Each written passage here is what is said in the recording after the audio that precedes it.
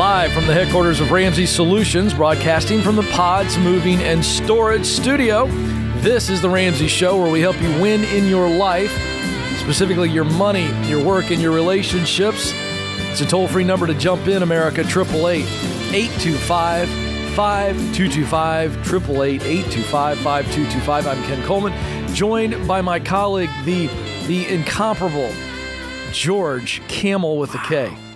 This is why I love hosting with you, Ken. You know how to butter me up. Well, you know, you're a great joy to be together. Some of the people out there in the social media land where you live, I stay away from the comments.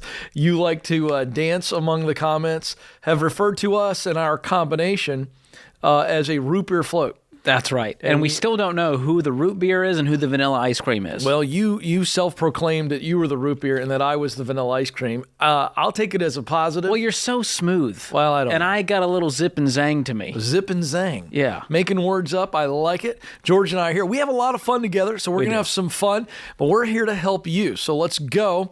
Jolie. Oh, there, I just want you to start singing, George. I want you to just bring out the guitar. I want to stay on the air. I mean, if you're in Nashville and you see the word Jolie on the screen, you know, you start thinking about Dolly. It's close to Jolene. Jolene. Great songs. It is, I know, but you think Jolene. And Jolie, you know, you see where I was going there? I could get there. Come on. I could get there. You didn't think Jolene? No. Not at all. No. Jolie. All right. She probably hates it now. Fort Worth, Texas is where she is. Jolie, how can we help? Hi there. I actually get that a lot. Yes. Okay, Ken's right. Thank you. Because George was being snarky there with my Jolene reference. I know your name is Jolie, but thank you. How can we help? Well, I am used to it. Good. So I am an 18-year-old photographer. Wow. I started my business when I was 14, and I just graduated high school in May. I'm looking into being full-time, but I'm also going to be going to community college on a full ride here in the Fort Worth area, so I won't have any student loan debt. Basically, my question is, how in the world do I budget and set myself up for future success when I don't have a consistent income? Great question. Yes. And I'm so proud of you for, first of all, at your age, doing what you're doing, going to school debt-free, and wanting to be on a budget with this. I'm just so impressed with you from the get-go. Thank you. What kind of money are you making? Last year, my business made about $20,000. That wasn't necessarily my take-home. I think I took home about 13. Okay. So, that was the very early stages of everything, and I couldn't do a lot of the legal stuff until I turned 18, so there were a lot of fees that, I've run into trying to get everything legal and set up. So, what do you expect to make this year, knowing that you're going to go into community college, so you're going to be doing that? Do you think you're going to make the same, a little bit more? I'm just curious what your projections are. Probably a little bit more. I've raised my prices a little bit, and I have quite a few weddings on the books. So I'm kind of assuming around 30. Okay. Awesome. Okay, so when it comes to budgeting, are you using a certain tool right now to budget? I just downloaded the EveryDollar app. Yes. And paid for the premium. You paid for it? Yes. Oh, I was going to give it to you. Well, how about this? I'll give you another year. That way, when this one runs out, you'll have another year ready to go. Look at that. So That hang on would the be line great. after we're done. Thank you. We'll get that going. But because you have the premium version, here's an awesome tool in there that helps with those that have a regular income. It's called paycheck planning. And so you enter in each paycheck, and it will show you exactly when you would run out of money based on that paycheck, based on when your bills fall. And so what you want to set up is a prioritized spending plan. So what you would do is you'd list out your income for the month, you'd list out your expenses, but you're going to order the expenses in the priority. So obviously food, utilities, housing, transportation, giving, those things would come first.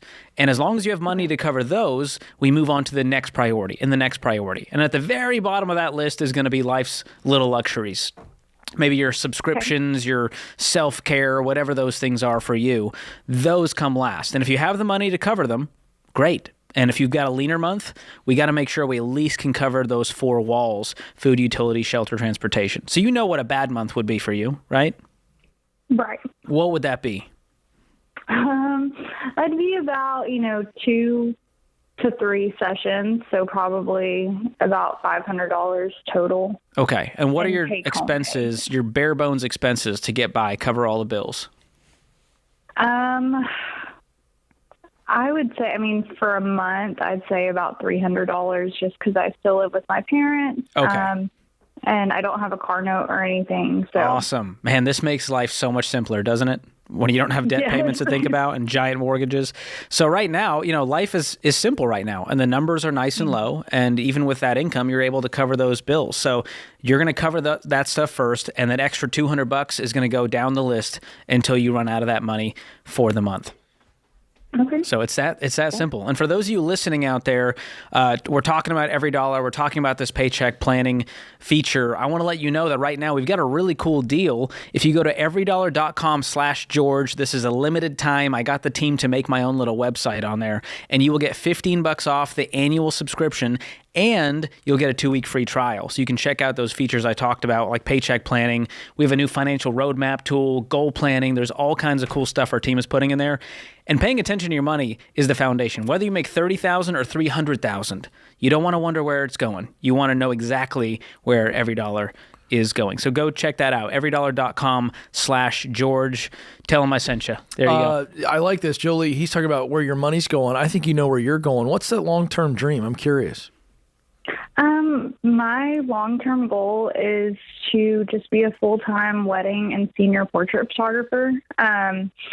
I actually just visited Tennessee last week, and I was in Franklin, and I am just absolutely in love with that state. And so long-term, I would love to be full-time out there. Oh, yeah. But really, no matter where I live, I would just love to continue to do this. Good for you. Well, let me tell you something. George gave you the basics, and you're really in a good situation, being young, but this business is off and running, and you're only going to grow it. And socking money away at this point. At this point in your journey, just save, be more disciplined, have some fun. You're 18, but the more you save, the more freedom you're going to have long term. And I think you're going to crush it. You're going to be great. And if you ever get to Tennessee or move to Tennessee, this area we're in, Williamson County, George, if you get out, some of these back roads, it is a wedding portrait or an engagement portrait waiting to happen. And I would let Jolie take senior portraits of you and I, Ken. What do you think? Oh, I see. I never had a good one. I'd love a redo.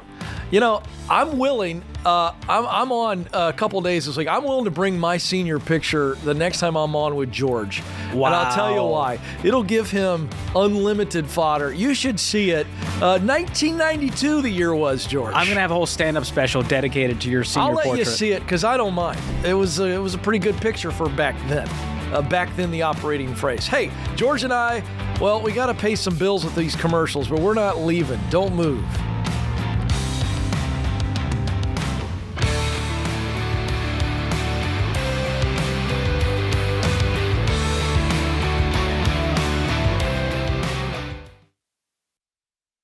If you're like most people, your home is your most valuable asset. And when you want to make improvements, it can feel like everything costs too much or takes too long. But something as simple as custom window coverings from Blinds.com can completely change your space and add value to your home. We've recommended Blinds.com for over a decade, so you know you can trust them. From blinds, drapes, and shutters to motorized shades, they make it easy and affordable to upgrade your entire home, and their team is ready to help with everything from design consultation to measuring and installation. Plus, there are never any misleading quotes or hidden fees. Everything's backed by their 100% satisfaction guarantee, and shipping is always free. See why Blinds.com is the #1 online retailer of custom window coverings. Visit Blinds.com to save up to 40% off everything site-wide. Go to Blinds.com for more information.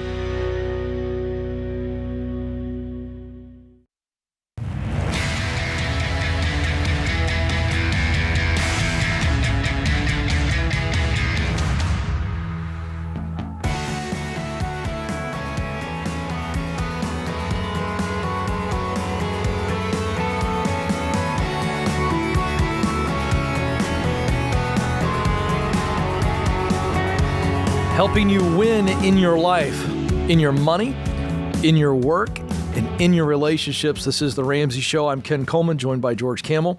We have people that are tuning in every day to an episode of The Ramsey Show, and you're starting to learn the language, or you know what we talk about when it comes to money and work and relationships, but you're feeling stressed because you're stuck financially. And there's a difference, George, you know this, between knowing what to do with your money and actually doing it. As Dave has said for decades, personal finance is 80% behavior, only 20% head knowledge. And that's why we believe in our Financial Peace University classes. This class is different, and that it is the difference between trying to get in shape on your own, which never works for me, and hiring a personal trainer. You have a coordinator holding you accountable and other people in the class pushing you and cheering you on. And that's why this class has worked for millions of people. After 9 weeks, you'll never handle money the same way again. Don't just listen to the show. Dive in. Commit to doing what it takes to win. Join an FPU class at RamseySolutions.com/FPU. That's RamseySolutions.com/FPU. I've got a class tonight. In fact, I just met a nice lady that's in the class that I'm coordinating. So it's a virtual class. You got to see her in person. That's exactly right. Pretty wild. See her here, and then tonight, she better be there. She'll see me on the Zoom, right? So that's pretty wild. And your class is going well. Yeah, we're cooking with gas. We got a lot of credit cards cut up. We're a little earlier in the journey, but it's been an awesome time. Yeah. I mean, the fact that people are committing, they're showing up week after week, following the steps, watching the lessons, it's very encouraging. Love it. Hey, if you're new to the show, I am the Ramsey personality that focuses on work, all things related to work. As Dave has said for decades, your income is your greatest wealth building tool. I want to help you make more money. And a part of that, George, is doing work that you really, really love. Our largest study of the largest study of net worth millionaires said that 96% of those millionaires enjoyed their work. And that's what I specialize in. So I'm throwing that out there. If you're feeling stuck, or you're feeling confused, wanting to get a promotion, want to make a pivot, we'll take some of those calls today because those play in big time to your money. So I just want to throw that out there. And George, I love taking those calls with him. So we'll take your work calls, your money calls.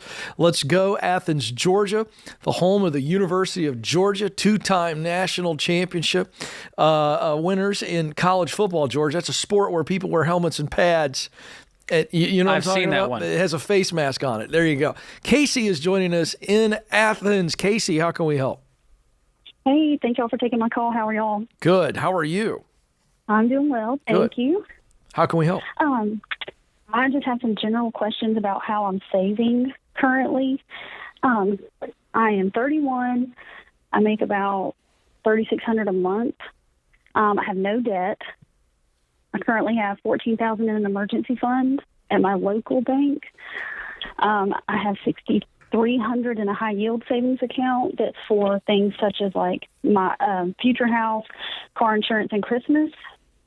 I have about $100,000 in my retirement account, and I'm trying to figure out what's the next step. I really need to be saving for college for my son. He's 2. But I don't really have anything started for that, and I don't really know where to put it. I don't know if, what if he chose not to go to college? I don't know if I want to put it in,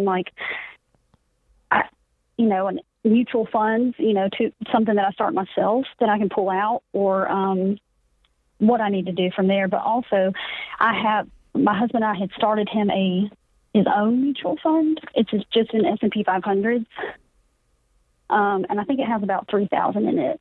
But it has a rule on it, like we said it, where he can't touch it till he's 21, and I didn't know if that was best or not. So kind of trying to figure out which direction to go in right now. Yeah, you guys have a lot going on. And you have a goal of buying a house? Are you guys renting right now? Yes. And you said $3,600 is your take-home pay. Is that household, or is that just you? That is just me. Okay, what about your husband? Is he working? Yes, he works, and he kind of has variables, so it might be, I would say at minimum it's an extra $3,000 on top of mine a month. But you guys have combined finances, right? Yes. Okay. It sounded like it was my money, his money, but I wasn't sure there. No, sorry, I said it separately because of my retirement obviously is separate. Got it. But Okay, so you guys are at baby step 4, 5, 6, which means you should be investing 15% into retirement. You want to put a little bit away for college, and then whatever's left, obviously you don't have the house yet, and so that's a goal for you guys. Once you get the house, we'll start paying on that mortgage and get that knocked out. And so are you investing 15% of the household income right now? yes, currently the way mine is set up specifically, I don't have his exact numbers, but mine is 9% at my Roth 401k at work, and they do a 6% match, and then I have a Roth outside of here that's mine that I do about $500 a month. Okay, and that would add up to about 15% of your income if you do the math on that? Cool. Okay, so beyond that, you also have this goal to save for this house. How urgent is the house purchase?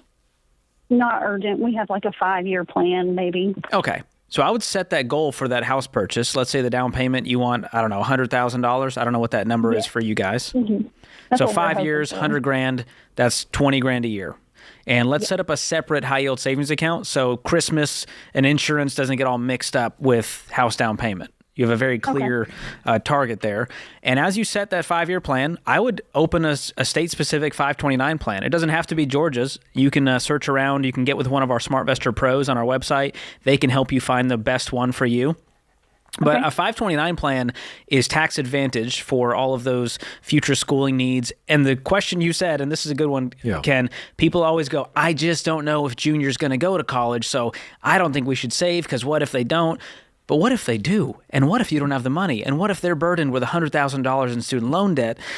And that is my bigger fear. And so the great thing about a 529 plan is that there's some new legislation with the Secure 2.0 Act that allow you to roll a portion of that over to a Roth IRA if they don't end up using it. And let's also remember that, George, it's not just limited to a 4-year degree. So, for instance, there are tech boot camps. There are all types of certifications, 2-year programs. I was just touring a 2-year program in the film industry with our teenager yesterday. So all of that, Casey, that 529 can be used for all that. It does not have to be a traditional college because I'll be honest with you, your little one at 2 years of age, we're seeing college enrollment drop precipitously. I think it's going to continue to do so by the time that he's making a decision. I think higher ed is going to look very, very different, but you'll still have options there. It's not like you're going to invest it and then be stuck, not know what to do with it, as George mentioned. Okay, that sounds good. Yeah. But you're doing great. Good mama there. Absolutely. I love that. I like keeping it separate. The 529 plan for college, let's get the retirement going in the 401k, and then for the house savings and those short-term goals, let's say less than 5 years, a high-yield savings account is a great place to park that money. Right now the interest rates are great. It may not be. Back when I was saving for a house, the interest rates were about 2%, and I was freaking out, Ken. I was like, we're going to make hundreds of dollars. It's not life-changing money. Right now, interest rates are at, about over 4% for a savings account. That's right.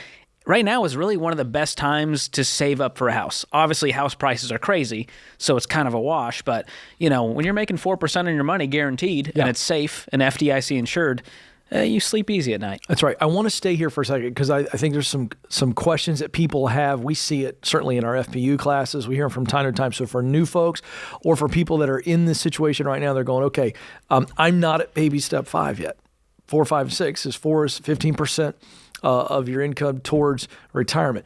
Baby step 5 is the funding college. There is a point of no return where we say, all right, and I want you to walk through the nuances of that because I think that that's important. If you've only got 4 years. Oh, yeah. You understand what I'm saying? So you're late to this? Well, the point of investing is for that money to make money. And if you don't have time for the compound growth to happen and the stock market could go down in 2 years with that short of a time frame, you may just want to park it in a savings account because Junior's going to go to college in a year or two. We got to be prepared and make a plan with them. So that our window there is less than 5 years. Is that about right? Less than 5 years, you could see that money take a dip. Right. Over 5 years, chances are you've made at least some. That's right. So less than 5 years before a kiddo's going to college, you just want to park that in a cash account and not invest that because you just have too much risk. I just wanted to point that out. That's a good good call. Because that is important for a lot of parents to And understand junior that. can work, by the way, and they can apply for scholarships and grants, but the key is to have a conversation and make a plan, and don't just assume. Yep, good stuff there. Thank you so much for the call,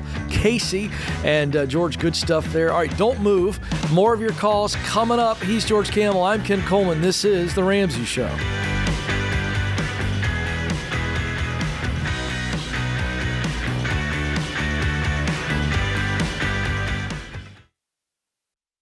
Hey folks, you know that sinking feeling when you make an offer on a house you love and then you hear there's another offer? You need the Churchill Mortgage Home Buyer Edge. Super fast pre-approval and a secured interest rate.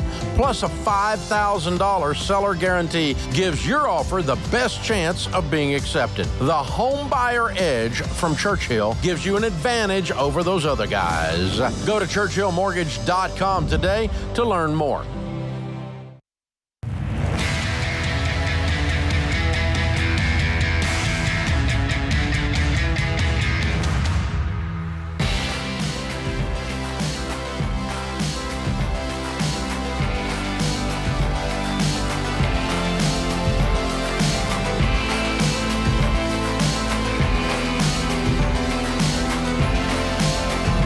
Welcome back to The Ramsey Show. I'm Ken Coleman, joined by George Camel. This hour, the phone number to jump in is 888-825-5225. We're talking about your life through the lens of your money, your work, and your relationships. All three of those areas of your life are connected. If you want to be winning in one of them, you need to be winning in all of them. And we are taking your questions, 888-825-5225. You got a work question, an income question. I specialize in that area. And if you got your money question, George is the Mac Daddy over here on that. Do you even know that phrase? I've heard it. I've never been described as a Mac Daddy in any shape or form. You're about to be a daddy, so I think it applies. I appreciate that. How's your nerves? How are your nerves doing with being a dad? We're about 2 months out, and so it's starting to feel real. You're going to be a girl dad. Yeah. That's exciting. I'm very excited, but I'm going to be honest. The lack of sleep is already kind of I can't wait. I can't wait for you to out. walk in and sit down next to me and try to put a sentence together. I'm going to be a zombie. Yeah, you are. You're going to be fine, though. You're going to be a you. great zombie. All right, so, George, I've got another trend that it just feels like the trends are everywhere. You are a trendy guy. No, I'm not. But you have a line about the trends. Oh, that's right. Let's deliver your signature line, and then I'm going to tee you up to comment on one of these trends. Go, George. If you follow the trends, you'll fall for the traps. Folks, that's why he is who he is. And you love alliteration, Ken. So that one was, I knew you'd The whole appreciate thing that. makes me happy because you're right and it sounds good. Well, and it summed up what this entire generation, what they're doing. They're looking for the latest trend because they want to build wealth way too fast or have a shortcut to avoid pain, and it ends up being a trap. Well, I want to throw a trend at you that you're already aware of, but I think it has now reached ridiculous proportions. A friend of ours, a mutual friend of ours, Andy Barton, the OG, was out shopping recently and saw this picture. I will describe it for our listening audience. Guys, let's throw this picture up. For our YouTube and viewing audience, they will see this picture on the screen. There it is. It's in a Walmart. That's in a Walmart. And you've got several cases of Coca-Cola. In fact, those are 24 packs. Good heavens, that's a lot of Coke. And you can see there, the rollback price, it was $12.58 for this. It is now rolled back there to $11.28. But can you zoom in there, guys? I don't know if we can zoom in. I have it here. You've got it. Right next to it, it says, easy monthly payments with Affirm. You can pay over 3, 6, or 12 months. No hidden fees. Now, I want to hit this. 3, 6, or 12 months, you can finance your Coke. Or is it payments? I can't. It's all blurry, but there may be payments. Blurry. It doesn't matter. 12 payments of $1 each to cover $1 each. A pack of Cokes. To cover something that's going to be gone in a week. Oh my gosh. George. The mentality of the Walmart shopper going like, hey, put it on my tab. Because I'm assuming, tell me if I'm incorrect, I'm assuming that the reason Walmart's offering this is because people are taking them up on it. Oh, 100%. Well, here's Please the tell stat. me you're buying more than one case, though. You never know. As absurd as that is. I've been to Walmart. I think most people buying a pack of Coke, they're buying a few packs of Coke. They're going to run through that thing pretty quickly. Are you taking shots at the Walmart shoppers, I'm just George? saying the soda lovers out there, they love them some You don't soda. just get 124. 24 cans is a lot. You need 48? I mean, that's too much sugar for a little guy You like need me. 64? I'd be comatose. Oh, man. But here's the fun fact for you, Ken. I dug into this on my podcast, The Fine Print. Turns out on Klarna's website, they brag that, hey, companies, businesses, if you use our Buy Now, Pay Later service on your website, the average store order will shoot up by 45%. Right, because people are buying in bulk now. So people go, well, Ken, there's no fees, there's no interest. How am I getting screwed here? It's yourself. That's what's happening here. You're way overspending because you don't feel the payment when you get to pay 25% of it today and another 25% next month and next month. It's just and ridiculous. next month. Well, this is nothing new. In 2022, folks, listen to this. The share of online purchases using Buy Now, Pay Later grew by 14% compared to 2021. This is from Adobe Analytics. But now, George, as you said, the piper has come calling. You got to pay the rents piper. always do. Buy Now, Pay Later orders growing 40% in the first 2 months of this year compared with a year earlier. And now these users, which accounted for some 70% of consumer borrowers between the first quarter of 2021 and the first quarter of 2022, were 11 percentage points more likely to have a delinquency of at least 30 days on their credit records compared to non-Buy Now, Pay Later borrowers. Oof. So these are I don't know how else to say it.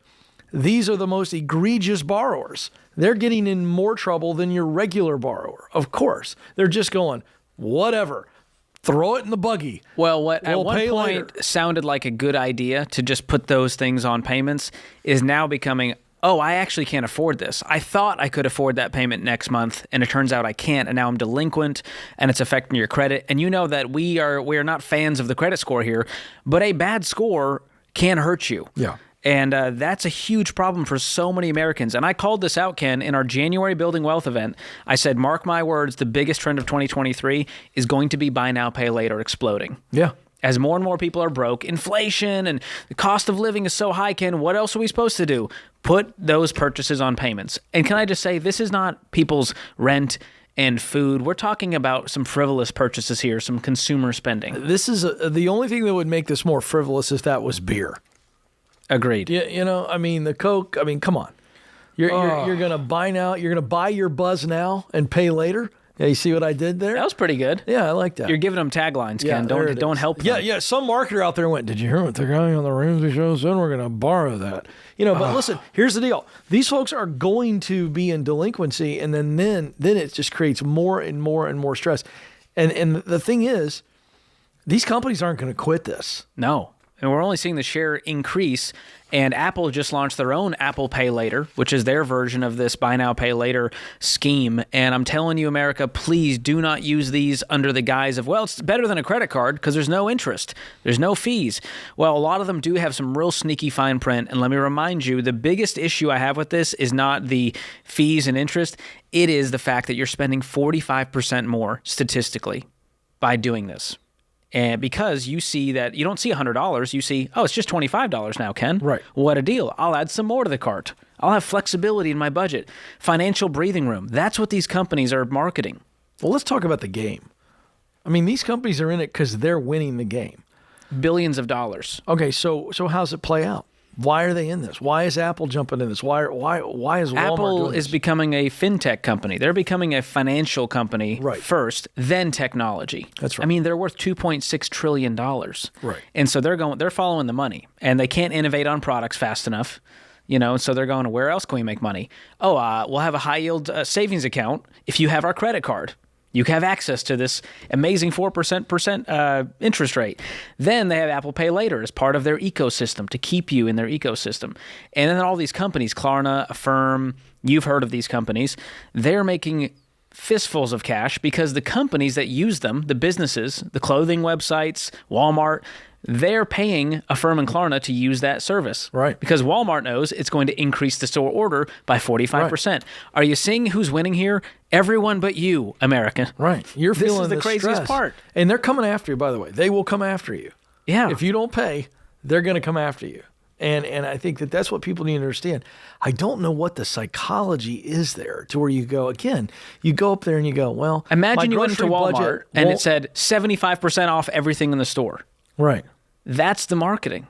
Yeah. That's the number you end up seeing is it's 75% off. I only make one payment today and I'll make 3 more later. Right. And I'll have the money later. Right. But then life happens and you realize you had 17 different purchases that you couldn't keep track of. Now you overdrafted, getting hit with overdraft fees. On top of living paycheck to paycheck. Why does someone want that many things of Coke that they'll pay later? Are they thinking they're getting a deal? I don't get it. I don't know, Ken. At this point, trying to understand the American consumer and how out of control they are is beyond me. Wow. But don't fall for this stuff, guys. Pay for it with cash. How's that for a concept? Yeah. You'll never be broke if you do that. Yeah. I mean, enjoy that Coke with no guilt, Buzz-free. Buzz-free. Debt-free, buzz-free. Debt-free, buzz-free. That's our mantra today. He's George Campbell. I'm Ken Coleman. Don't move. More of your calls coming up. This is The Ramsey Show.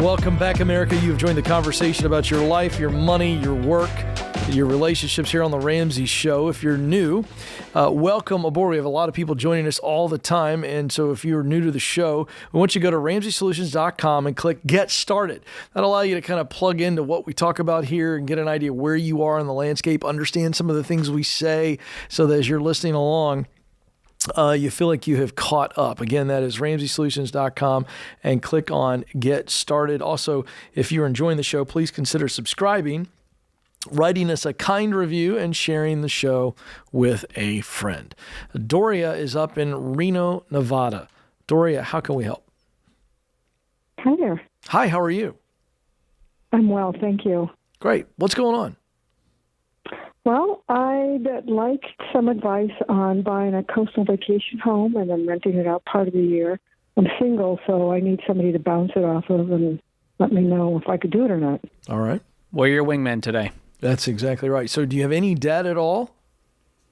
I don't, and I have no credit because I have no debt. Well, George is very happy right now. It's funny how that works. So do you have a home right now in Reno? I do, yes. Okay, and is that paid for? Yes, it is. Awesome. Way to go. You've done so well. What's the home worth? Probably around $330K. Okay. And what's your income? I get $46 a month from my pension. $4,600? Yes. Okay. So you're no longer working. You're retired, and you're going, hey, I want a vacation home. I want to enjoy it, but why not rent it out and make some extra money? Is that the idea? Correct. Okay. Yes. Where's the vacation home going to be? I'm thinking along the Gulf Coast of Texas. Okay. And what would that cost? Have you started doing some research? I have. Anywhere from $300,000 to upwards to $7,000, which I can't afford. Okay. And how much money do you have saved? That's non-retirement, non-pension. I've got about $500,000 in investments, cash. Wow. How'd you do that? I have a really good financial advisor. That's awesome. Well, you've done really, really well. So are you willing to put all 500 of that towards this investment property? Well, if it's worth it, yes, I think. Well, and to me, it's build it up again. It's more about your goals because, truthfully, those investments, if they're making on average, let's say 8 or 10%, I mean, you could pull in 30, 40, 50K a year just from that investment. Yes. which may do better than your vacation rental business that you're trying to start.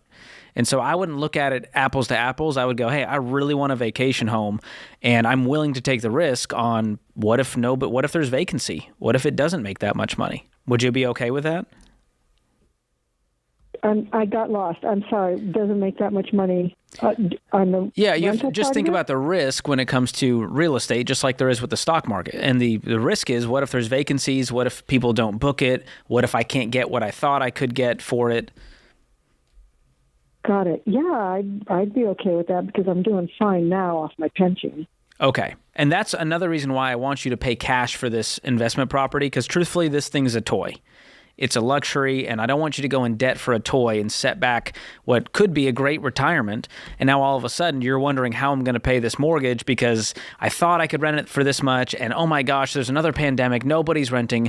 And I'll tell you right now, Ken and I were just looking at a really scary article about Airbnb revenue collapse happening. Oh. Revenues are down about 50%. That's right. In big major cities. And that's worrisome for a lot of folks out there who have big mortgages on these Airbnbs they got because they thought it was a money-making scheme because they saw a TikTok and they saw some real estate guru on Instagram tell them how great of an idea it was. Yeah. So Right. you're doing it the right way so far. I just don't want you to get starry-eyed by going, I'm going to have someone else pay this thing off for me. It's going to be a scheme. Versus you saying, hey, I really want a vacation home, and if I can make a little bit of money doing the rental stuff, that's great too. I would approach it with that mentality. Okay, that surprises me, the answer. Yeah. Well, the what did you think we were going to say? I wasn't sure. That's why I wasn't sure at all. But to drain my investment and pay cash, I love that idea because I know I can get a much better deal. Well, here's the other version And of I this. You could just rent a vacation home anywhere in the world whenever you want, and you just pay for it. And if that's 2 weeks I out have of the thought year, about that as well.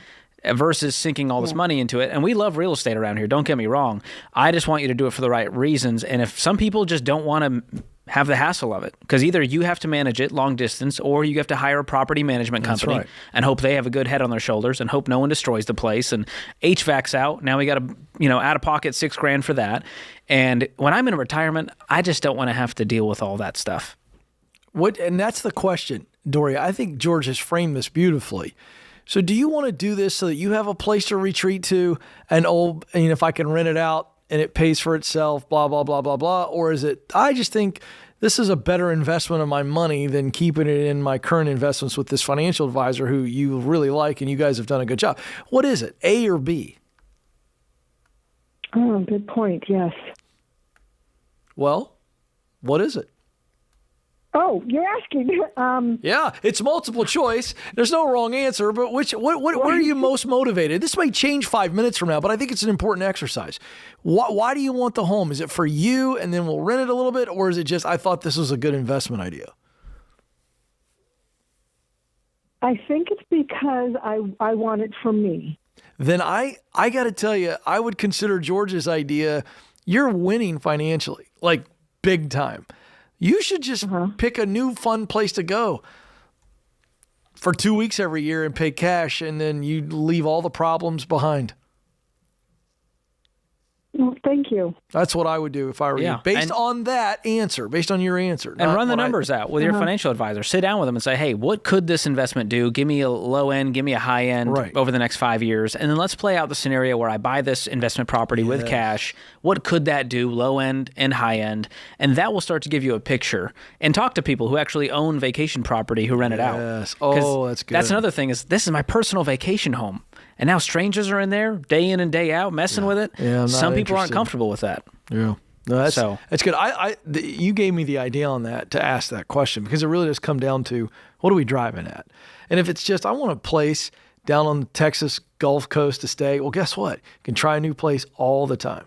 One of the things we love about 38 for our family is we go down all the time and we stay in a different house. It's kind of fun. It's like, oh, we get to try this house this year and then this house. And, then, and again, you have no problems. It's not your problem. You go in, you have a great relaxing week, or if it's 2 weeks, and then you leave and it's like, I'm not worried about it. It's not my issue. Well, and when you have, number one, the risk of a mortgage on that property with that toy, you also run the risk of what if there is vacancy? And what if we can't book it for those 3 weeks? Now we're stressing out about a problem that we wouldn't have had if we did it the right way. So if you're going to do this, do it with cash. Well, you talked about this, and I want to bring it back up. I mean, we saw an article. We'll talk more about it probably later this week, but there is a big foreclosure risk wave coming with people who they watched an Instagram, they watched a TikTok, they did no money down or very little money down, and we are seeing the VRBO or the Airbnb rates. This particular article, they are contracting. There's too much supply and demand. Too many houses, and so now people are going to get stuck, and they couldn't afford it without renters. And when renters don't show up, guess what happens? You get foreclosed on, and now you're really in big trouble. So it's going to be great for people who want to go get a really good rate on an Airbnb right now. I was looking at fall break in a certain place in America, and I couldn't believe the rates. Now I understand it. Rates are dropping because, again, the demand is so little compared to the supply. Which is a reminder, don't believe this myth that, well, the renter's just going to pay the mortgage, so why wouldn't I do this? This is a no-brainer, Ken. Life doesn't work out like that. And on paper, it may look good in a perfect scenario, but we live in a fallen world, and we just can't rely on that. And so I want you to do all of these moves with a whole lot of peace and less risk. He is George Camel. I'm Ken Coleman. Good hour, George. Thank you so much, my friend. I want to thanks to Big Austin in there, keeping us afloat, and the guys behind the glass. Hey, you, America, you're why we do this show. You can win, and we're here to help you win. This is The Ramsey Show.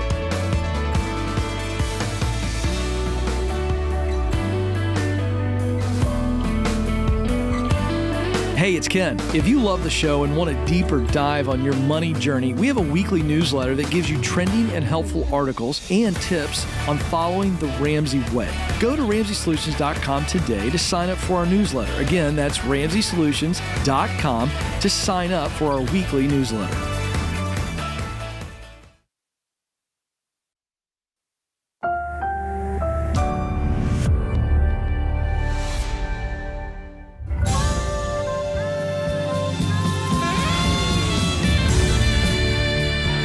Live from the headquarters of Ramsey Solutions, broadcasting from the Pods Moving and Storage Studio, this is The Ramsey Show, where we help you win in your life, specifically your money, your work, and your relationships. 888-825-5225 is the toll-free number for you to jump in. It is your show, America. We're here to help you. I'm Ken Coleman. George Camel joins me, and we will walk through your money questions, your work-related questions. Maybe you want a pivot. Maybe you want a promotion. You're wanting a raise. You're trying to figure out, should I launch the side hustle? Do I go all in on it?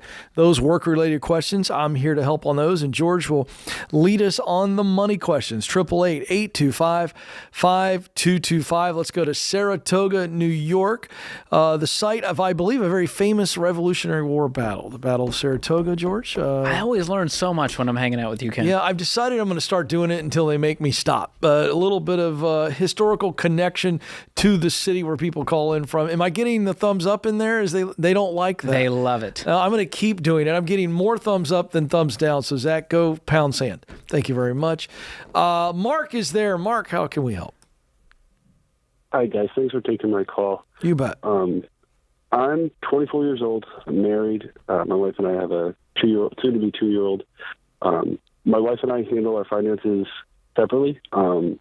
She kind of has her own thing. She's got quite a bit of student loan debt. She's got a really good job.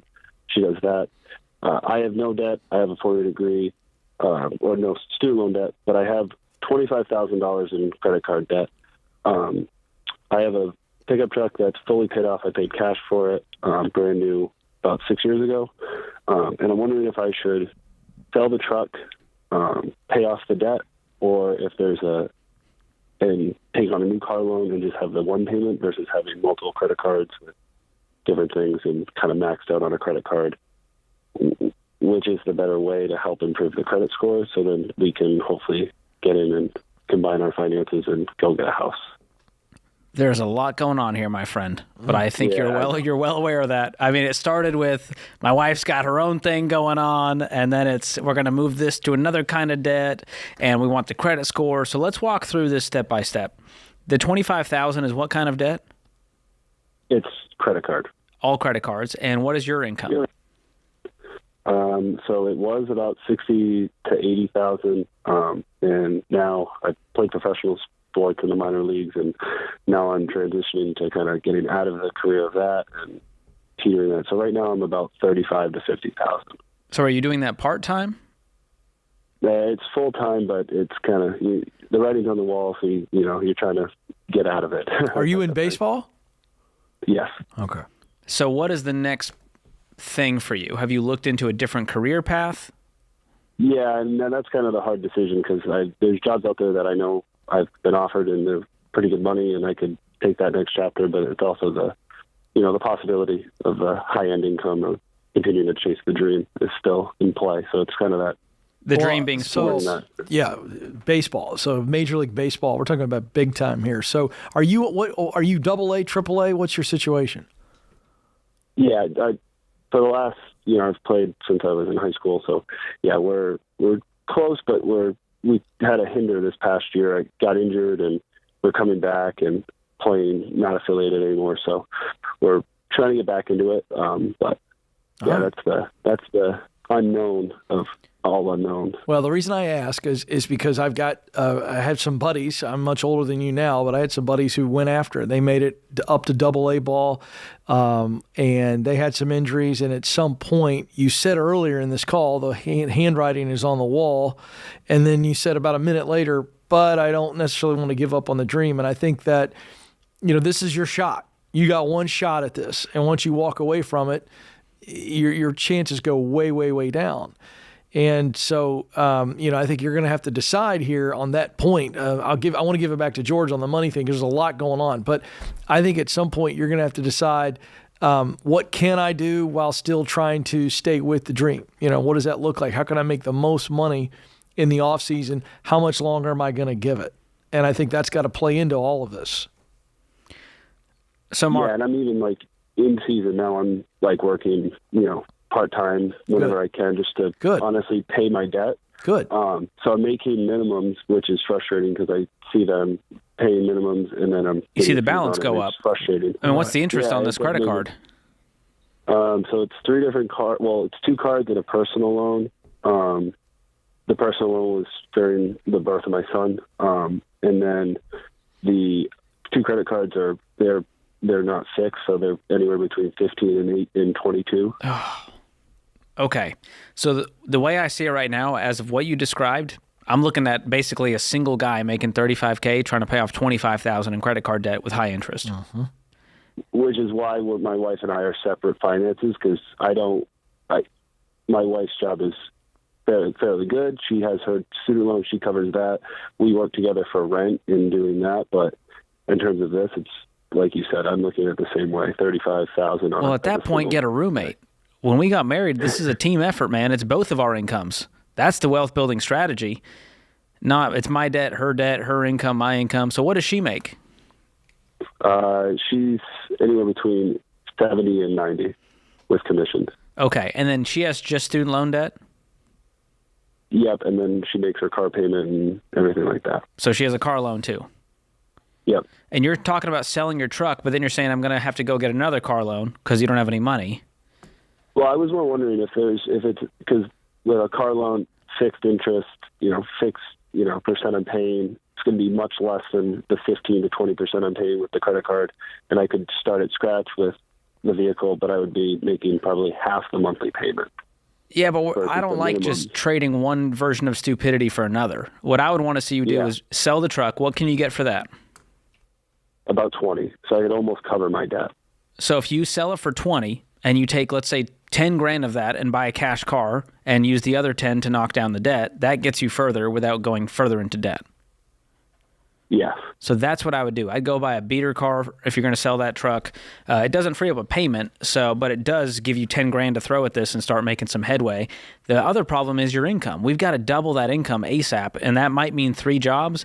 And really better yet, it means having a hard conversation with your wife and going, hey, I'm sorry I have not been a great team player. We've got to do this thing together, and I'm willing to show you and prove to you that I can be trustworthy with money, and I want to attack this debt together because I know we'll go further faster. Would she be willing to have that conversation, or she shut this thing down? No, we've had that conversation, and the frustrating part is, you're sitting here relatively young, starting a family, and I have 4-year degree that was paid for. I have, the interest or the available funds, no car payment, all this. I just have this dumb credit card debt that I spent because I thought I was going to be making more money, years ago. Well, we're going to be right back here if we don't hit the root issue. So here's what I'm going to do. I'm going to put both of you through Financial Peace University on us. You've got to convince her this is worth going through. And it's not about Mark and his decisions. It's about where are we going as a couple, as a family. Because right now we're just roommates trying to get by. And that's a plan that will not work. Good financial advice from George there. And Mark, I've watched enough baseball to tell you, if you can't hit the curve and you can't get on base, you probably should go ahead and hang up the cleats. Go get a good paying job. I'm telling you, you got to be able to hit the curve. If you can't get on base, you're not going to get in today's major leagues. I watched Moneyball.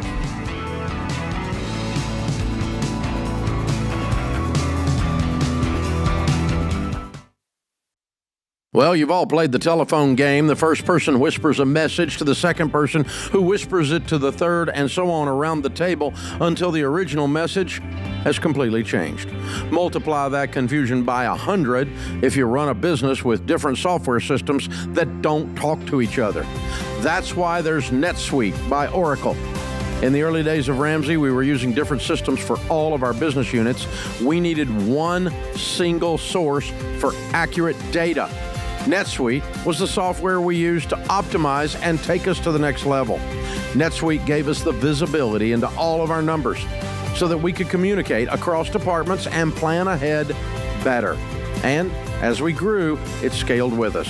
NetSuite worked for Ramsey, and it will make a difference for your business too. Join the more than 34,000 customers who trust NetSuite to help make them smarter and make better decisions and level up their operations. To learn more, get a free product tour at netsuite.com/Ramsey. That's netsuite.com/Ramsey.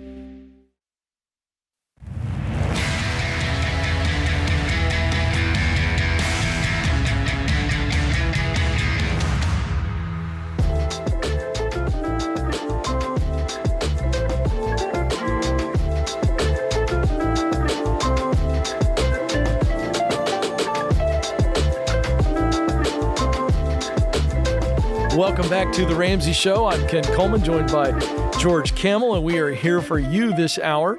The phone number is 888-825-5225. That's 888-825-5225. Now, I don't know how many of you have heard of the FIRE movement. Some of you are going, whoa, where's this going?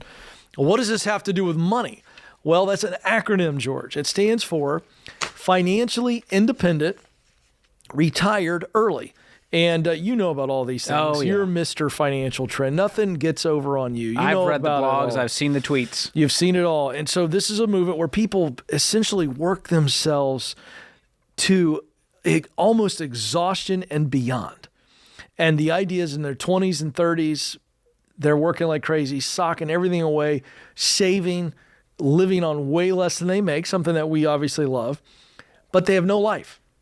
And the idea is that they never work again, which is counterintuitive to what I believe to be true, what we at Ramsey Solutions believe, that you were created to work, to contribute, if you will.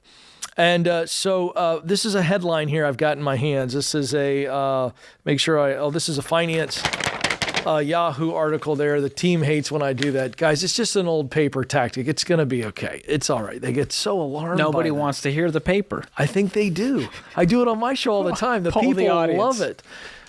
Do you guys like the paper crinkle out there? It's overwhelming in the lobby. The lobby guests are lying. Zach likes that one. Okay, very good. All right. So here's a story in my hands here of a couple that is now, well, shall we say, regretting this decision. Oh. They retired early, George, with $4.3 million. But now, this is their quote, we don't want to just keep throwing money on the pile and being cheap. So they want to live, but they're afraid to spend. And so this is a scarcity mentality that the man says in the couple. This is Carl and Mindy. And they retired 6 years ago with $4.3 million saved. And so they focused on doing several things, flipping real estate.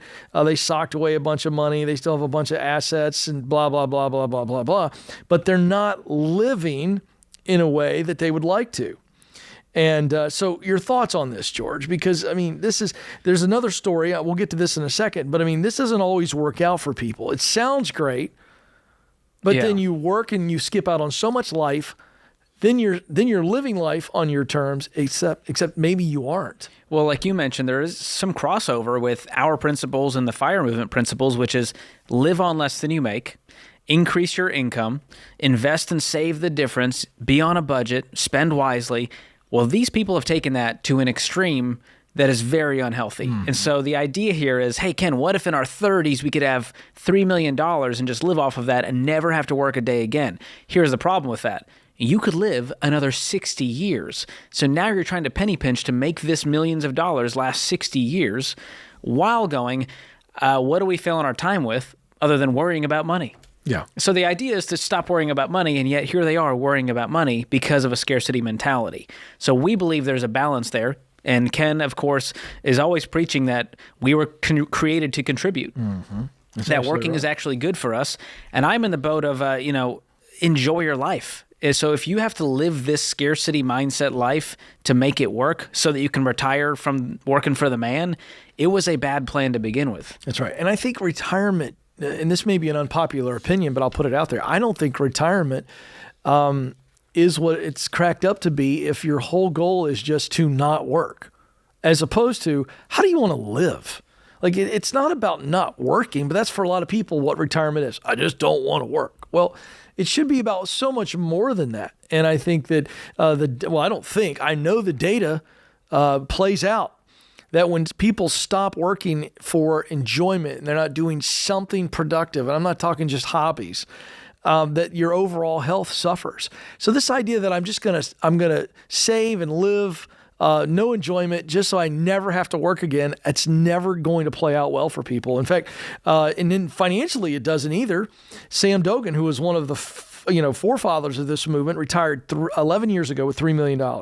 And big news, it's in this article, it came out probably a couple months ago, I covered it on my show, that now he's so worried about being able to pay for the cost of his kids who are little, they're toddlers. And he's projecting that tuition, which has steadily gone up over the last decade, that's going to be so much that he's not going to have any money to live off of. And so now he's coming back for one reason only, to cover college education. And again, there's no joy. There's no, as Thomas Jefferson wrote, the pursuit of happiness here. It's just that scarcity mindset. Well, and he says, I started doing some research and learned that happiness is mostly something that comes from you. It comes from the inside, not an external factor. So he figured this out after some research, Ken, what Thomas Jefferson there you go. knew all along. So here's what people long for in retirement is freedom. I think you should continue to work. You've asked me this before. I'm not going to retire. I have asked Ken off air. I said, what's your long-term game plan? I mean, you're nowhere close. You look great. You look like a spry 41. I appreciate that. But am I going to work less? Sure. Will I keep the hours and the intensity? Probably not, but not far off, because there'll be something as I get older where I can work and contribute and see purpose and experience meaning, and that's good for my overall health. And people have a negative view of work, Ken. That's the problem. Well, that's the issue. They're doing something they hate. Well, that's right. They're not doing the right kind of work. They're not doing it at the right place. They're working for the wrong leaders. That's right. They're not treated right. That's a very good point there. So there's a lot of factors that play into this, where you're going, hey, what if we could find you a place that you actually enjoy being at, with people you respect, with good leadership, and work that you're passionate about? Yeah. I remember meeting, when we lived in Atlanta, I got to tell you this story about Martha. So Martha was 76. And she worked in the local Chick-fil-A that we went to with our kids, right off of Peachtree Industrial Boulevard, right there in Sewanee, Georgia. All right. And I asked her one time, she was so kind and so sweet. She was like everybody's grandma. And I asked her, I was like, why do you do this? She goes, because I just love being here with people and serving and working in a way that just makes people feel comfortable, and I know that I'm making a difference. She was always walking around every table. Can I get you a refill? Can I turn in your children's book for the ice cream? These are very important things that you're going to be dealing with, not to I know distant all about future. that. I don't have kids yet, and I still do that. You always go get the ice cream. That's my hack. So it's and she just said, I just love showing up and being a part of this team. That's the idea. And she did it part-time. Not because she had to, because she wanted to. Well, you've asked this question, Ken. What would you do if money was not a factor? Yeah. That gets you dreaming. Well, and it then does. usually whatever that thing is, it involves making money. It You can does. make good money doing that. It thing. does. And here's the other thing. In retirement, if you've lived like no one else, so later you can live and give like no one else, as we teach, you won't need the money, but you'll need the engagement. You go do that. And then you've got extra money. You've got that extra spending money. It's just, what do you do with it? You can give it away. You do a lot of fun things. And I think that that's really important. So There's a lot of themes here. Generosity being one of them. generosity is a huge piece. That's the key to joy, not consuming and trying to achieve some level of wealth. The other one is contentment. And the other one is moderation. Going, hey, maybe it's not good for us to spend everything we make and be broke. Maybe it's not good for us to live on so little that we live in a scarcity mentality on the fritz all the time. Maybe we should just be on a budget and assign some line items for things like vacations and things like eating out. You can do that once you're out of debt. Yeah. And let's have a plan to retire with some dignity, to where we can do some really cool things and take the kids on amazing vacations. And so I think our plan has a really nice balanced approach. It really does. But, for a lot of these folks, they're going to look back and go, I don't have enough money, and I don't remember doing anything in my 30s other than working. Which, by the way, are some of your best years, health-wise, physically, 30s, 40s, career-wise. And so to squander that by trying to get to this goal so quickly, right. I think hurts people mentally, financially, I agree. emotionally, all of it. You make a good point. Your 30s is still a wonderful decade of testing I'm in it. and discovering I'm living it. and seeing who you are and really preparing for that second half of your life if you're blessed to have that. So really interesting stuff. We're going to walk you through how to do it in a way that you truly enjoy your life, have some peace, and look back with no regret, but you're actually reminiscing. This is The Ramsey Show.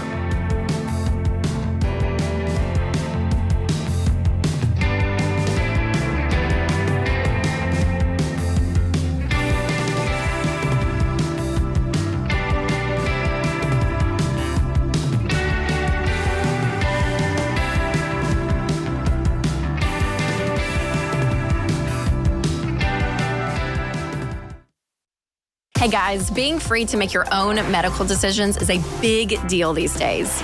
Christian Healthcare Ministries gives members the freedom to choose the doctors and providers they want without the frustration of worrying about networks and with no waiting period to join. It's a membership-based nonprofit ministry where hundreds of thousands of Christians share funds to pay for and pray for each other's medical bills. For over 40 years, CHM has helped families living across all 50 states. So see if CHM could be right for your family. Check out more today at chministries.org/budget.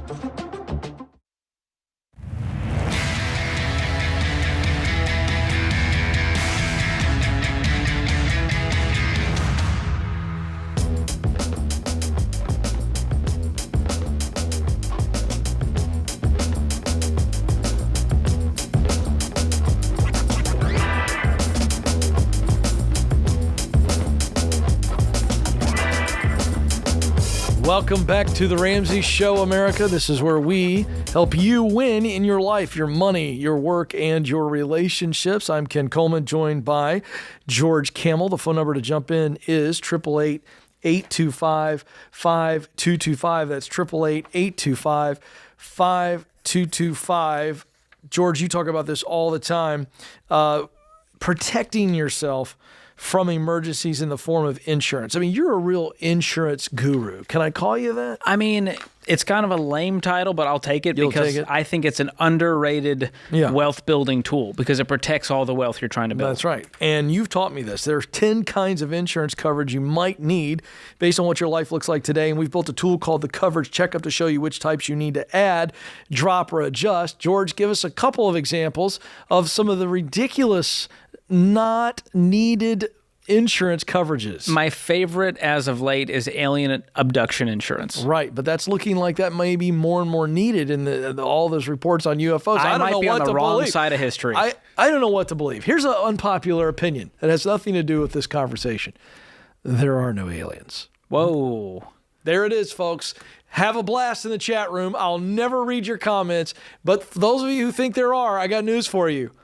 They're not. We are alone. You are being duped. That includes you, Zach. He is not liking today's show in the control room. I just love that Ken still thinks there's like some kind of AOL chat room. That's kind of the water cooler of the web that's happening. There's a chat room on YouTube. There's a live chat, but calling it a chat room, that's very old school. Oh, this is good. I needed to be. So what do you call it?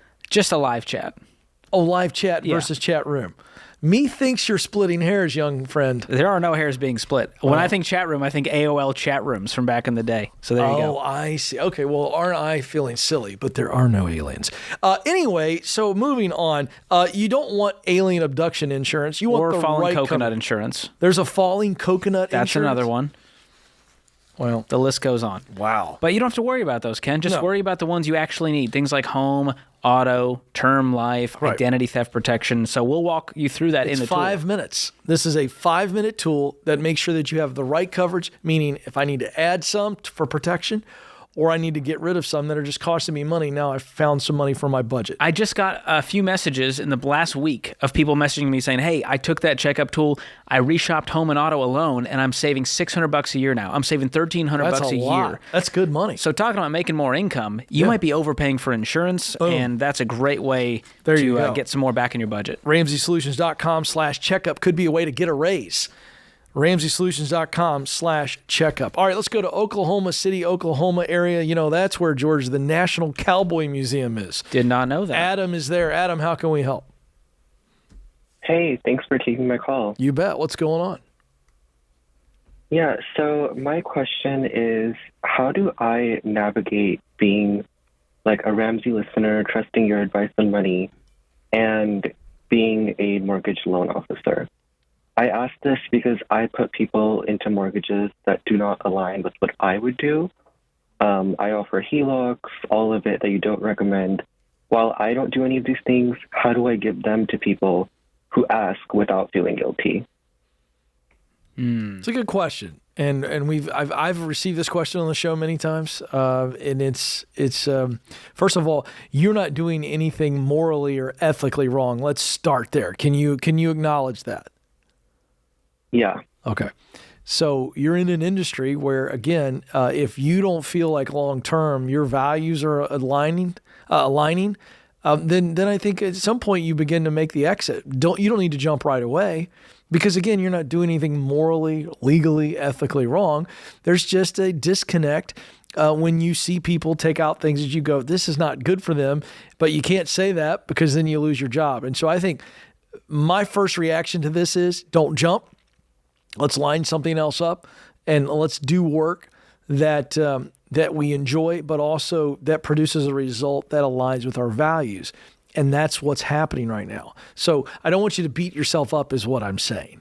But eventually this is going to wear on you and could create some resentment, certainly a toxic attitude in yourself. And so I would begin to be looking at what can I do that I align with? And the other piece of this is we need some good guys out there too, Adam, and you're one of the good guys. That's right. And so there's nothing wrong with saying, hey, you know what? I'm going to pass those loans off to someone else, or I'm going to educate the customer on my feelings about this. And if they still want to go through with it, at least I can sleep easy at night. But if they are dead set on taking out the HELOC, I'm going to try to serve them well as they go through this and educate them and go, hey, here's what you need to know about the HELOC. Here's why I don't think it may be the right choice for you. And at least then you have your morals intact and you're not swindling someone into something. But again, in the mortgage industry, there's a lot of mortgages we don't agree with. And I've got a lot of friends that are mortgage loan officers, and we're fans of the 15-year fixed rate mortgage. Might they sell someone a 30-year mortgage because that's what the customer wants? That's part of the job. And so if that's something that is going to eat you inside, like Ken said, then I think it's time to switch to a different industry entirely or find a different role. Yeah, it's just because my parents are realtors. So ever since I got my license. The idea was that all of their clients would do their financing through me. So it's just, we have our own, like, place now where it's like a one-stop shop for real estate. And it works out really well like that. And when I first was getting into it, I never thought that this would even be an issue because it's just so perfect and, it's great money and everything. But I just wish I wasn't so, like, encumbered in the Ramsey way. Because it is, it does. You're like, ignorance was bliss before this, and now I just know how terrible of an idea this stuff is. What do you think about what George said, though, Adam? I thought his good guy strategy was pretty good, certainly since your parents are sending these people your way. And so if you're going, look, I know you want this, but let me just walk you through every side of this deal, and you give them perspective. Yeah, see, I wish I could, do that with, like, if I had a lot of clients. I mean, anyone that I get from them, if I were to turn them away, I would lose that, like, relationship with them. I don't think we said anything about turning them away. The idea is just helping them see what the best vehicle is for them long term. Which loan is the best for them. Right? Okay. Yeah, Here's the deal. We've covered this from every side, and I can tell you're wrestling with this. And my point is that if you can't get to a place where you feel good about this, you need to move on in the future. That's the takeaway. Because George, it'll eat him up. It'll just weigh on him, and it's just not necessary. Well, and the financial industry is a tough one to be in if you say, hey, I have this very specific view of money, but I work at a bank, and banks sell debt products. Banks sell credit cards. But guess what? We also need good, morally valued people working in those banks to serve customers. And so I don't think you're a bad person for being in this if you stay there. But again, if it's something that's going to affect you personally, at some point, it's not worth the money. And I'd rather you go make a little bit less for now as you go find a different career path, something that you can really go, I feel really good that I served that person well today. Yeah, because again, here's what'll happen. You will just make yourself miserable. I don't care what it is. You could be in what I would call the sweet spot where you're using what you do best to do what you love to produce results that matter to you. And you're in an environment where you feel like the leadership is unethical. They've done something that you really disagree with. And it just they smoothed it over. They've swept it under the carpet. I don't care what the situation is. When there is a sizable disconnect in your values, it's different than putting up with a problem employee or a teammate or even a boss who's just not great, but they're not abusive to you. This is a character ethical, not ethical. This is a character or values-based conversation. And when it is so opposed to what you believe, you won't be able to grit your teeth and bear it for very long. Yeah. I mean, it's one reason I can't sell cars because I know the people walking in there are going to want to do it and they don't have the money and I'm going to have to walk them through the payments and the debt. I couldn't sleep at night. And so I wouldn't be in that industry because of my values. Yeah, good stuff. Hey, thanks for the call, Adam. You're a good young man. Appreciate the call. It's a good call. I think you know what you need to do. Let's just do it wisely. Let's not make any big jumps. Don't move, folks. More of your calls coming up. This is The Ramsey Show.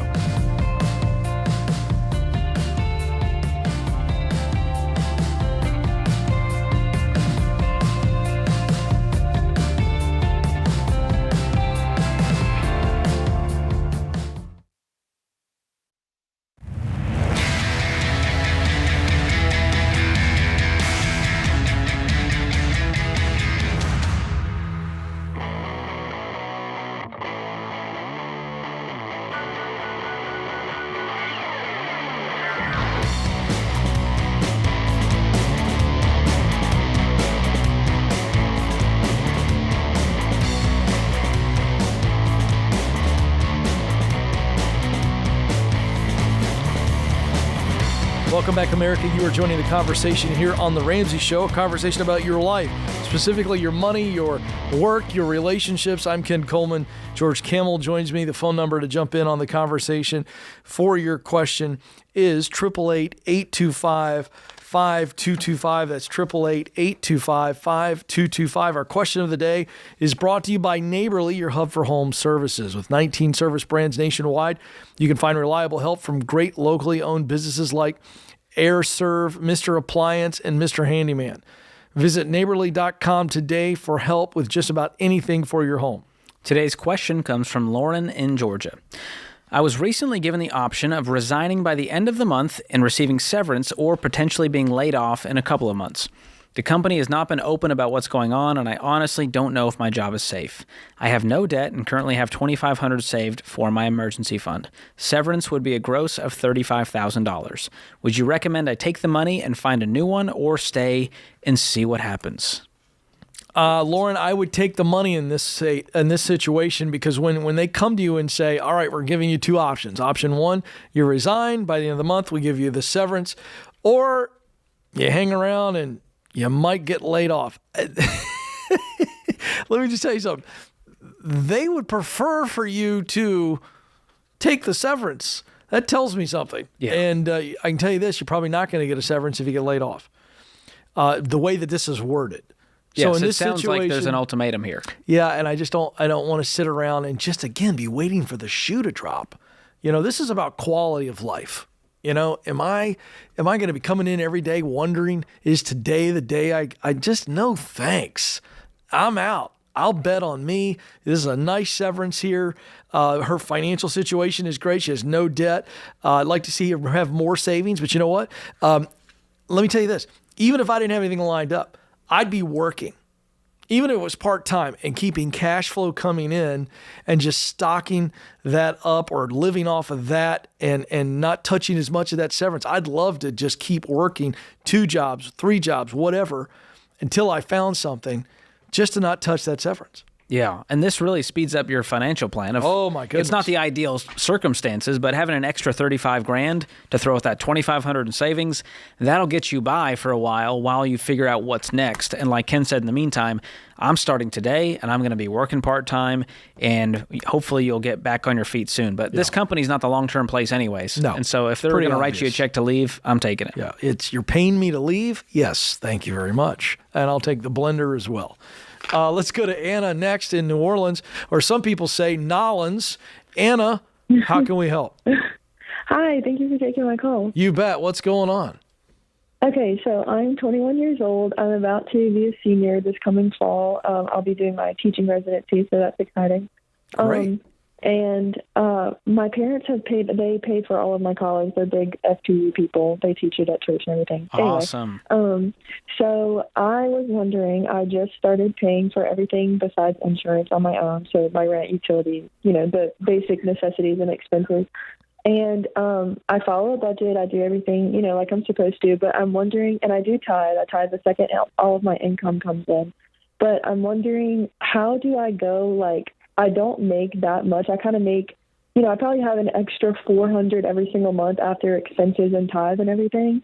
So I'm wondering how, and I just hit around $600 for an emergency fund.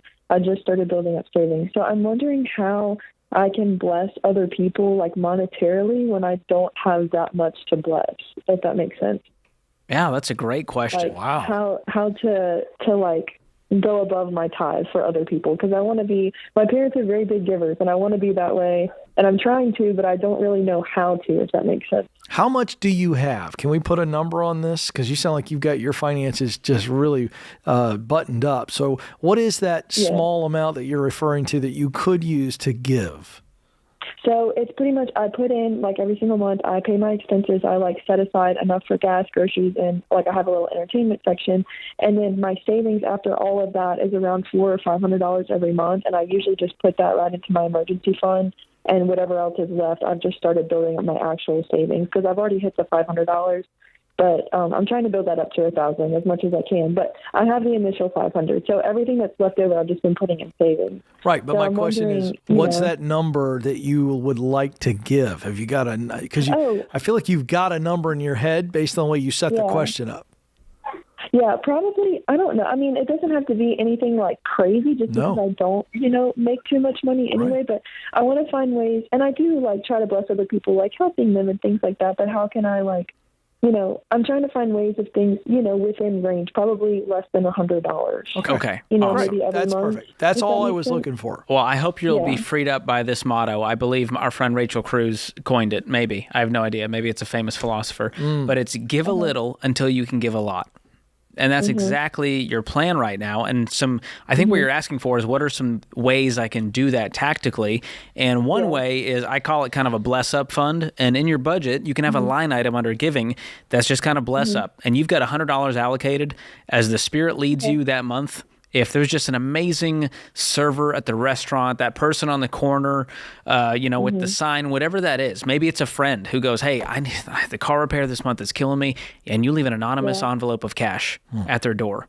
Nice. So what it allows you to do when you're not broke is be looking upward and outward to go, what are the opportunities in my community, in my friend group, in my family to be generous? And I would set that goal of $100 a month is where I'm going to start. Once I get up to, over $1,000 emergency fund and I get this other goal set, I'm going to increase that even more. And so making it a habit is a great, great thing to do. And there's probably opportunities, through your local church as well to give beyond the tithe. Yeah. Maybe there's a mission opportunity. I know we've started different ministries at our church for foster care and buying cars for single moms and gifting them to them. So find something that you're passionate about. Our friends at Charity Water, Scott Harrison, they're doing amazing work. And you can give monthly to support their work across the world in getting people clean water. So I would make it from the heart and something you're passionate about. Yeah, I agree with George. The only thing I'd add to what he said is I'd have that $100 maybe on you, and be intentional to go, okay, I've got 30 days to give it away. If we're going to do this monthly, and just be present. I think just. And again, everything George said, I completely agree. So you could pick something, or you could do this, or you could do a combination. But I just like the idea of you walking around antenna up and looking for opportunities to go, you know what? I see a little kid riding down the street and he's got a flat tire, and can I help? Well, can't. Yeah, I'm making this up. This is a horrible example. But the idea is, is a single mom, and you go buy a bike tire for that kid and that single mom. I'm telling you, and that just came to my head, but that's the idea of where I am, my antenna is up, and I'm looking for an opportunity to just blow somebody away. A single mom who's slammed at a restaurant that you're eating. Maybe you're eating with your mom and dad, and your mom and dad tip her. And you go, you know what? I'm going to go all 100. I'm going to put my $100 on there for this single mom. It's just being present. And I think that will make you so aware. And that's the real joy of giving. Is being aware and stepping into the moments that I believe God puts us on these people's paths. I love that. So love your spirit. That's amazing. Love Can we your just spirit. I wish we could clone you and have you all over the world. We could change some things in this country. It's so true. You are how old did you say? I'm 21. 21. Imagine how generous she's going to be when she's got a huge income and a pile of money, because money makes you more of whoever you already are. Yeah. Yeah. And so it's just a magnifying glass. And when you're a broke jerk, you become a rich jerk. And when you're Anna and you're 21 and you have $100 to give and you're just so excited to give that, when you got 1,000, when you got 10,000, we're going to change some lives. So I'm so proud of you. Yes. And what we're talking about here is planned generosity versus spontaneous generosity. And I believe both have their place in the budget. They do. Wow, what a bright light. Don't tell me that the future can't be bright. There are some just great young people who get it, and they're doing something about it. That is great And mom stuff. and dad went through Financial Peace University. Did you hear that? That helps. More is caught than taught, and There she's it is. catching it. There's some trickle-down economics for you. Go look that up. Some of you people don't even know what that phrase means. George Campbell, great hour. Good stuff. I want to thank Austin and the crew behind the glass keeping us on the air, and you, America, for listening. This is The Ramsey Show.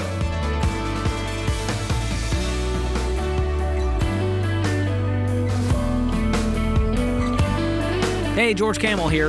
If you love the show and you want a deeper dive on your money journey, we've got a weekly newsletter that gives you helpful articles and tips on following the Ramsey way. Just go to RamseySolutions.com today to sign up for the newsletter. Again, that's RamseySolutions.com to sign up for our weekly newsletter.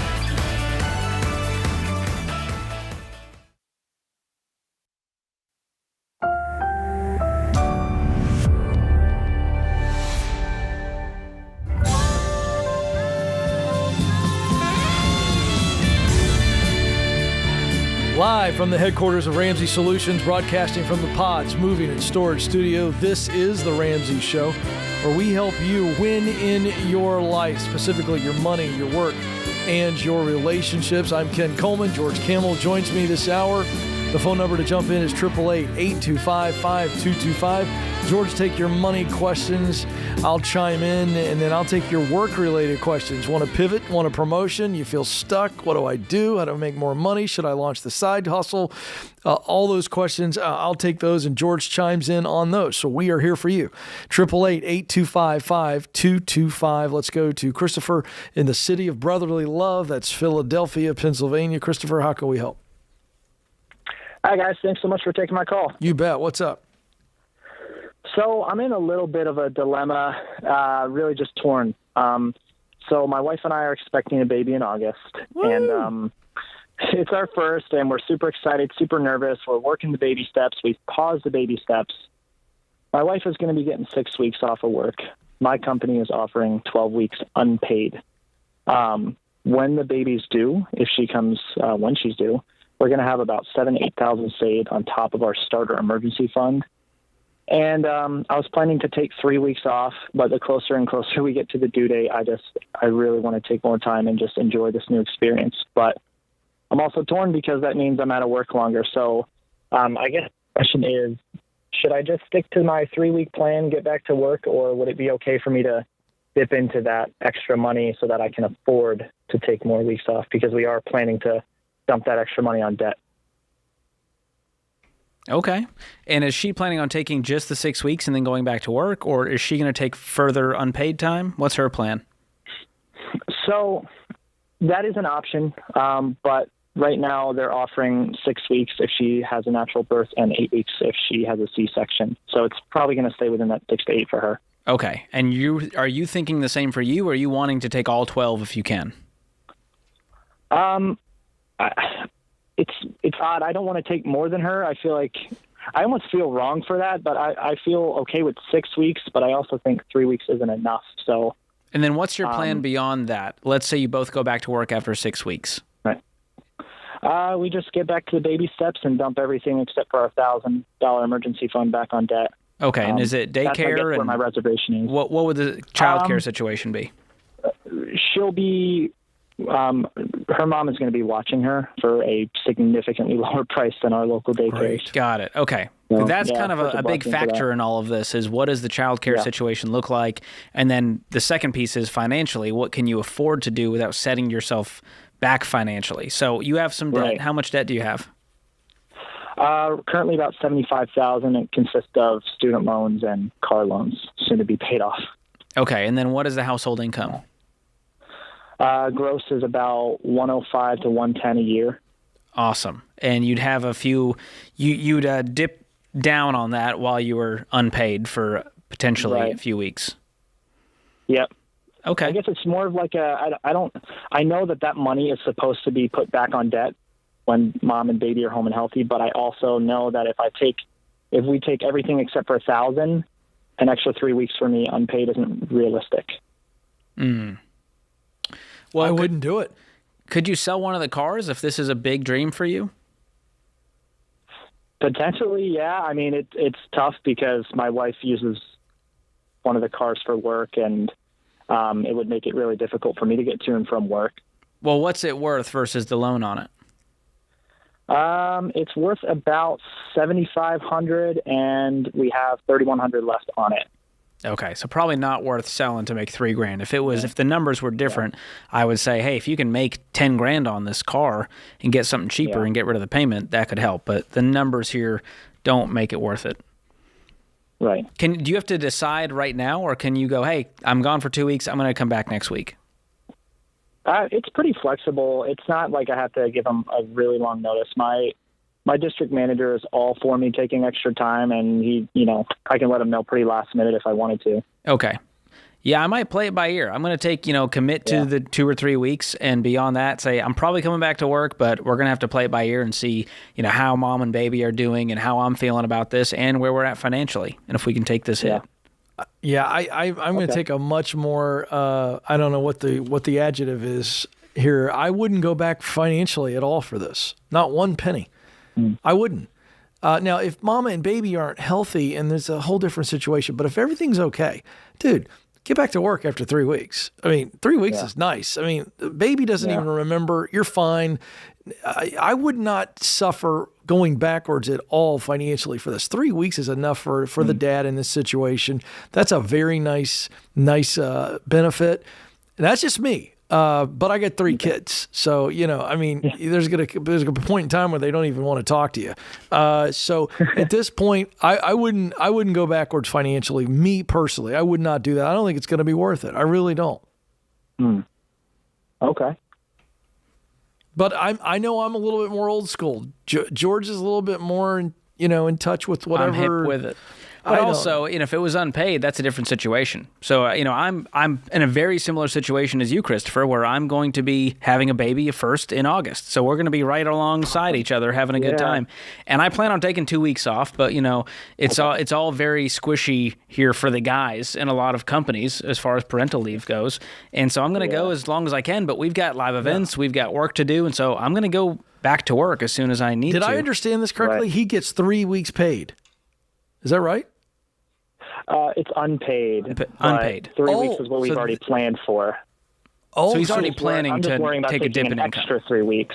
Oh, you're not going to like my answer at all. I wouldn't take any of the 3 weeks. I come from a world where when we had our babies, I worked every day. And they walked uphill both ways, Christopher. No, I'm dead serious. I wouldn't even do that. I wouldn't do that. Okay. You'll be fine. I wouldn't take 3 weeks of unpaid leave. The baby's fine. The mama's fine. I don't have memory from when I was 3 weeks old. I'm going to tell you something right now, and I'm not knocking you if you decide to do this. So I'm having some fun with this, but I'm deadly serious about I wouldn't take any time off if you didn't have it. Not in this situation, because you're going to go backwards financially. Is it going to break you? No. So it's your call, and I'm not judging anybody. Well, and if you guys were in a different place financially, the answer might be different. If you had zero debt, huge emergency fund, but because of the situation, man, I want to get to safety when I'm bringing a baby into this world. I want to have some financial peace. You're not taking any time off. It's up to me. You'll be fine. Okay. You'll be fine. You'll survive it either way, but I'm excited for you, man. Very good. Thank you. Appreciate the call. George, I got to tell you, I might... It changed it for you when it was unpaid. 100%. That's a 3 weeks of not getting that paycheck. Like, I feel like I could say this, and if this offends some people, they can get over it. I don't know why dudes need to be taking maternity leave. Or paternity. What is it called? Paternity? Yeah. For the dudes? No, stop it. Go to work. You had nothing to do with it, Ken. I had something to do with it, but I'm just saying I need to be at work. That's fair. I don't get it. We all survived just fine. This is the softening of America. I don't get it. We're turning into Philadelphia cream cheese over here, Ken. Jeez. I'm going to hear it for that. This is The Ramsey Show.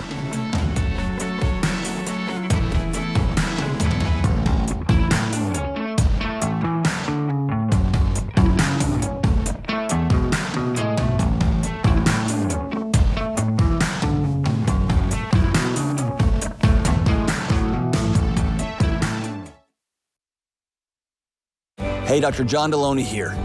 I'm a huge fan of both meditation and prayer. And good mental health includes slowing down, gaining control of your thoughts, and plugging into something bigger than you. And Hallow makes it easy to start a daily practice of meditation, prayer, and finding peace. Hallow is the #1 Bible app in the world, and you can tailor content towards your faith tradition. From scripture readings and prayers to meditation and journaling, Hallow makes it easy to practice prayer, meditate, and build a deeper, more meaningful spiritual life and rediscover true peace. Go to hallow.com/Ramsey today to get 3 months of Hallow for free. That's hallow.com/Ramsey.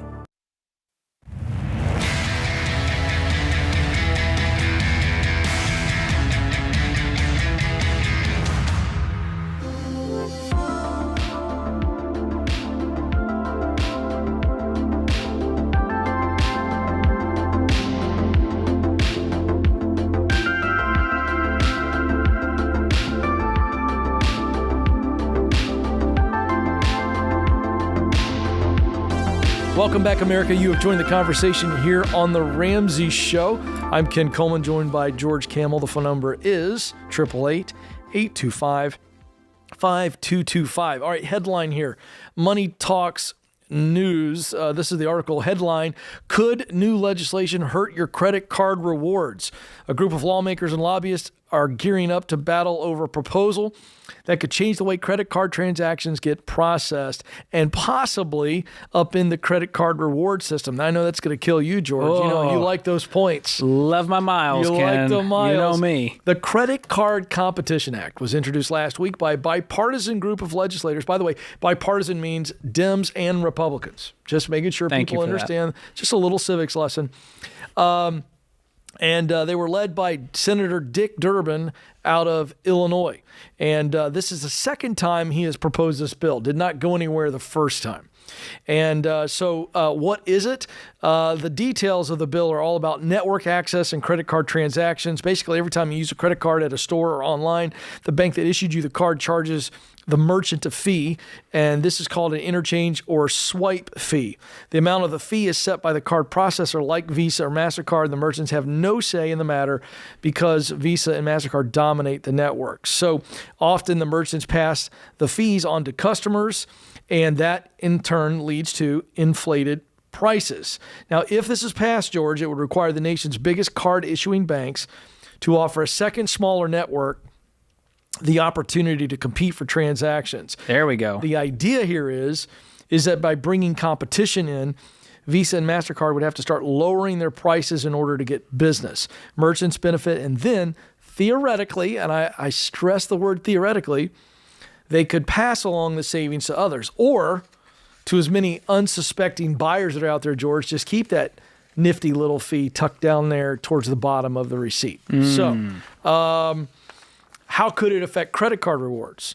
One estimate predicts that this would save merchants about $11 billion annually. Wow. And so the hotly debated consequence would involve the rewards. If retailers are able to select which processor they want, the rationale says they're likely to go for the cheaper option, and that could set off a chain reaction, hurting Visa and MasterCard's profits. Oh, boo-hoo. I know, but here, I get it, but then they start slashing the points programs. So there you go. Because that's partially how credit card companies give you all the rewards when you swipe. Fat profits means they give some rewards. Okay. But if you eat into their profits, they're going to go, sorry, George, your miles program cut in half.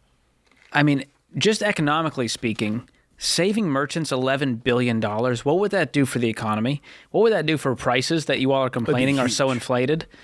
Well, let's think about small businesses. Yeah, small businesses really paying the extra 3% because you swiped your credit card. Right. And they got to pass that on or eat it. Either way, not good for the rest of us. No.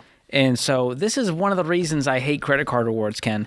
The people swiping the card are the same people on the other side of this complaining about inflation and inflated prices. And I'm going, you caused that. Yeah. And I actually have the numbers here if you're interested, Ken, to get nerdy. You know I love numbers, and I love legislation. Here are the, as of 2023, what card issuers are charging merchants per transaction. Okay. So every, transaction, you spend $100, Visa charges that business owner 1.4 to 2.5%. MasterCard, 1.5 to 2.6%. Discover, 1.5 to 2.5%. You're going to love this one. American Express, 2.3 to 3.5%. There you go. And then you wonder why businesses have little signs that say, we do not accept American Express. Right. Because they're getting screwed every time you use that card, and they've got to dish out 3.5%. That's $3.50 for every $100. Yeah. They're losing. Yeah. And so that, which adds up, as you can see here, $11 billion annually is what merchants would get back. So I am a fan of this bill. Okay, I'm not going to go that far because I don't have the bill in front of me, and who knows what's in this bill. But I like that competition will be created because competition always serves the customer. Agreed. When you have monopolies or a couple of big dogs kind of strangling Visa and the MasterCard competition, have been running the show for too long. They set the bar, and I like competition. I also like giving small businesses more money back. That's good for all of us consumers. So well, think about that. If prices come down by 2%, guess what that means? You'll have 2% more. That's right. In your budget to go get your own rewards. We hope. Not all companies pass that savings back on to us, the customer. But I hope so. I hope on the surface, I like the bill, and I love hearing you say that you support the bill. That's what America's waiting for. I love when you get involved in consumer politics. This is all about your pocketbook. Ken, pocketbook politics. How about that? Pocketbook politics. You just gave someone who's much smarter than me a great book idea. I might have. All right, let's go to Brandon in Minneapolis, Minnesota. Brandon, how can we help? So I made the mistake of taking out a loan and buying a new truck a couple of years ago. And so I know I'm not supposed to take funds out of my 401k, but I've been doing my best to not tap into my HSA. All the medical expenses, I've paid out of pocket so far, but I only have about $9,500 left on the loan. And I'm slated to pay that off probably within the next 3-4 months with everything I'm slapping at it. But could I take money out of my HSA? Because I really want to start contributing the 15% to my 401k. I think this is a bad plan, man. Do not rob yourself, because this is a non-medical purpose. Well, but I'm just saying, like, from all the bills that I paid out of my pocket so far, I'd be just reimbursing myself. From the money you contributed to it? No, from all the medical expenses that I've paid out of pocket. Oh, I see. So you'd say, hey, I'm gonna actually submit the medical expenses and get reimbursed for this. Correct. Versus leaving the money in there. It's invested right now? No, I haven't gone that far yet. I just started the whole HSA plan for my first time last year. I'm going to let the HSA be for the HSA needs, which is health, and I wouldn't do the whole reimbursement, get the money out. I'm just going to use your future income, which I hope is nice and high. What do you make? Just shy of $80,000. Okay, so how quickly is this truck paid off? If you have $9,500 left. I estimate 4 months. Love it. So we can survive another 4 months to speed this. Is there anything else you can do to speed it up outside of dipping into your piggy banks and cookie jars? Well, there are a couple of side hustles that I could do, but they're few and far between. I play the bagpipes, so whenever I can get a gig. Is that like funerals and weddings? Like what are the normal occasions for a bagpipe side hustle? Yeah, typically it's weddings and, funerals, but special events come up and, you can charge a premium for those. I like this idea a whole lot more than dipping into the HSA. I love bagpipes. I just want to point that out. It's a unique art, I'll say that. But typically the most I'd make on each of these gigs is probably like $300. Well, outside of that, I mean, there's a lot of, delivery apps and all kinds of gigs. I'm sure you have other skills. What do you do full time? I'm basically a glorified auditor. Glorified. I like that. Very self-aware. What's a non-glorified auditor? A regular auditor. Listen, man. Before it gets the frozen tundra out there, you got some $15 to $20 to $25 an hour part-time gigs that are out there where you can rack up the money quickly. I'm just telling you, if you want it, you can go get it. Well, that sounds like a plan to me. I'll just go ahead and leave the HSA alone. Do it. And, wonderful. Yeah. The other piece of this, Brandon, is behavior change. And robbing one account to pay the other account, it's not really changing what got you into this mess. And I think doing those side hustles, and the worse they are, the more you're going to go, I'm never going to go into debt again. That truck loan was so dumb. I should have bought a car I could afford with cash at the time. I'm never going to do that again. So I'm going to use future income to pay for that and find other ways than dipping in. But man, you're on the path. 4 months away. Worst case, this thing's gone. You got it, Brandon. Stay the course. Thank you for the call. This is The Ramsey Show.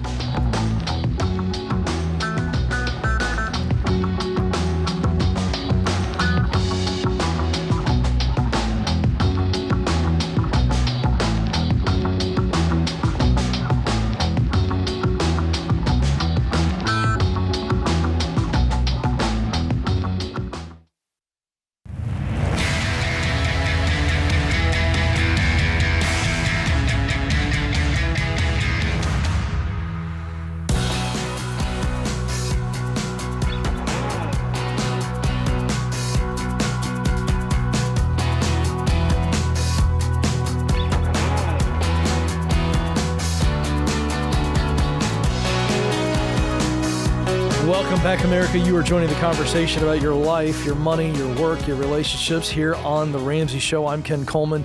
George Camel is my co-host. Joins me this hour. The phone number is 888-825-5225. Back at the first of this year, George, we told our audience that the housing market was not going to have a meltdown, and guess what? It didn't. Now, has it slowed down? Sure. But one of the changes we've seen is that homes are taking longer to sell while buyers, and there's plenty of them, shop for homes they can actually afford. This means pricing your home right and getting it in front of the right buyer is a big deal. That's a lot to do on your own. And you shouldn't be the one navigating it in the first place. It's not your job. You need a real estate agent who knows your local housing market inside and out. You need a Ramsey trusted agent by your side. These guys and gals got our team stamp of approval because they're top-tier real estate agents that you can trust to handle something this important. If you're ready to sell your home, don't settle for average. Work with the best of the best, a Ramsey trusted agent. Go to RamseySolutions.com/agent. That is RamseySolutions.com/agent. Adrian is up in Monterey, California. Adrian, how can we help? Hey, I got a question for you guys. So I've been watching your guys' show for about 3 months now, and I know you guys talk about getting out of debt, and being debt free is great, right? But one of the things that I kind of get lost on is with credit cards. I hear a lot of people say that credit cards, you can use them in a lot of good ways and a lot of bad ways from what the Ramsey Show explains. But my question is, why is it so bad to use credit cards if you can use them responsibly? I see no issue in using them to build credit and earn rewards. So what advice can you guys give me? That's a fair question, Adrian. Appreciate the call today. How old are you? 23. Cool. And why are you into this financial stuff? Kind of what are your goals when it comes to money? Just where I came from, my parents, were not financially educated, and kind of seeing that wanted me to be a little bit different. A lot of my family is not, they're not financially responsible. So kind of just, one of my good buddies who actually forwarded me Dave Ramsey show, we got a lot of the same goals in common. Just we don't want to be, struggling, living paycheck to paycheck, and we would like to be a little more educated. So that's kind of where I'm at. So my goal is to, be successful and not be struggling in life. Cool. That's a great goal to have and a great why. So I'll tell you my stance on this, and we hear this a lot. I pay off my card in full every month, and here's the line. I've never paid a cent in interest. We always hear, I've never paid a dime in interest. And the truth is, even if you pay it off perfectly, every single study we've ever seen shows that you spend more when you use a credit card, which would, by the way, negate the 2% you might be making off the card. And by the way, if there's a single misstep, you're now being charged 22% interest every single time you carry that balance. And the studies show 48% of people pay off their card every month, which means 52% don't. And that's if they were telling the truth. We don't know if 48% were actually telling the truth there. But MIT has done a study on this. Then they found with fMRI technology, they examined the brain during the point of purchase, and they found that the use of credit cards activates the reward networks of the brain, which acts like a gas pedal, causing you to spend more. And so you ask, what's the difference between that and a debit card, right? That's probably the next question. That's logical. Yeah. Well, the difference is when it's your money, your body knows that it's coming out of your bank account instantly. When it's their money that you're borrowing, your body tells you, it's kind of monopoly money. Well, that's a problem for future, Adrian. We'll deal with that later. And so psychologically, it's different. The other difference is you physically can't spend money you don't have. And with a credit card, you can easily do that. And you're kind of just hoping you can cover the bill at the end of the month. So that's just one side of the coin. And I'll tell you, because I was that guy, Adrian. In 2013, I had a Discover card for the 5% rotating cash back. And guess where it rotates? Restaurants, entertainment, travel, things that we would all agree are kind of luxury spending. And so all of a sudden we're chasing 5% on a meal that costs us 6 times what it would have cost us if we just made that same meal at home. And so I actually interviewed a Capital One credit cards manager who used to work there on my podcast, The Fine Print. You can go check that episode out, called the True Cost of Credit Card Rewards. And she told me point blank that these companies do thousands and thousands of experiments on the consumers every single year to get them to spend more, to get them to be that rat in the maze trying to get to the cheese, to think that they won. So this idea that consumers think I can beat the system, yes, they're out there and they're all over TikTok and it gets lots of views because who doesn't want to do that? Yeah, everybody wants to win the game. Everybody wants to win. And the truth is the credit card companies love that you think that. Mm-hmm. They love that you're bragging about your rewards to all of your friends going, guys, I figured out the hack. Yeah. Man, I'm really taking Capital One to the cleaners with this hack. No, bro. They love that you think you're winning. Have you seen their offices all around the country? Yeah, they sponsor Big, stadiums. Giant glass. Where's Adrian's Stadium? That's what I want to see. I like that. And so I've just found, Ken, that as soon as I cut up the cards, I was able to build wealth on my terms, spending money I actually had, and I weirdly didn't miss the rewards and miles. I just went, hey, I want to book a flight. Is that on the budget? Oh, okay, cool.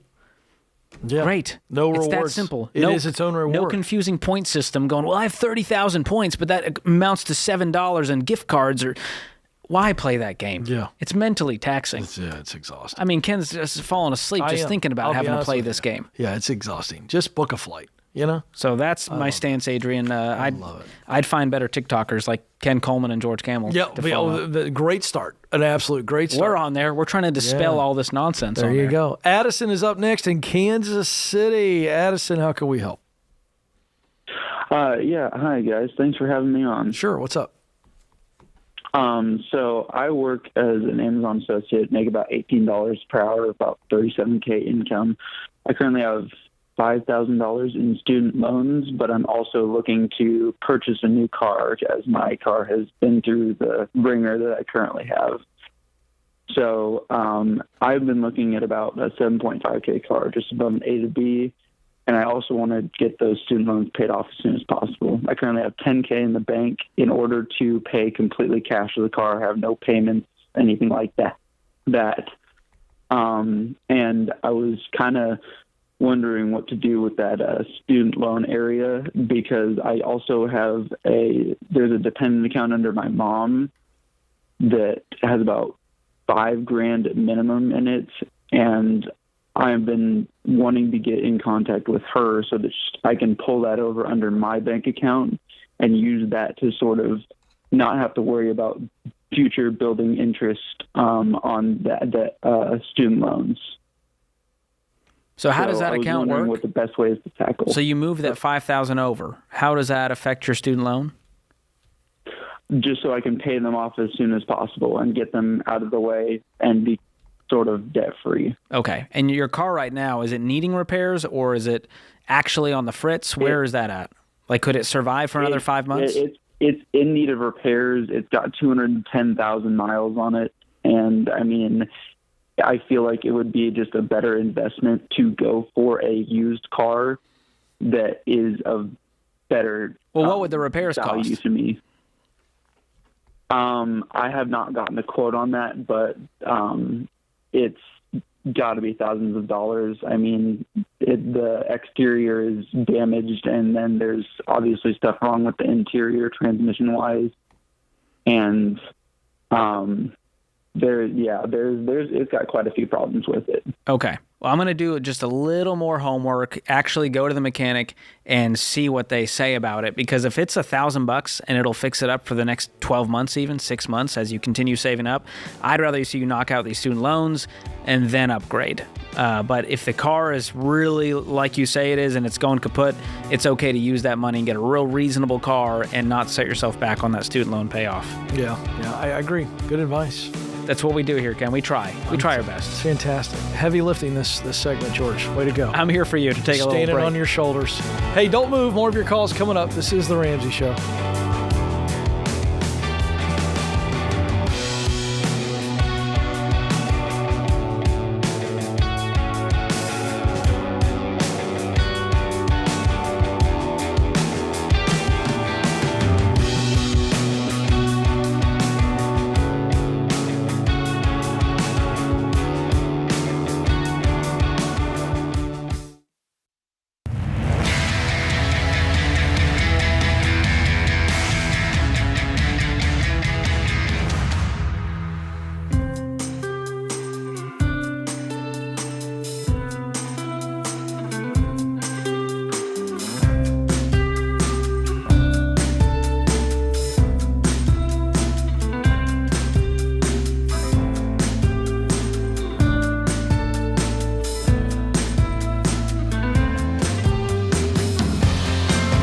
Welcome back to the Ramsey Show. I'm Ken Coleman, joined by George Camel. The phone number is 888-825-5225.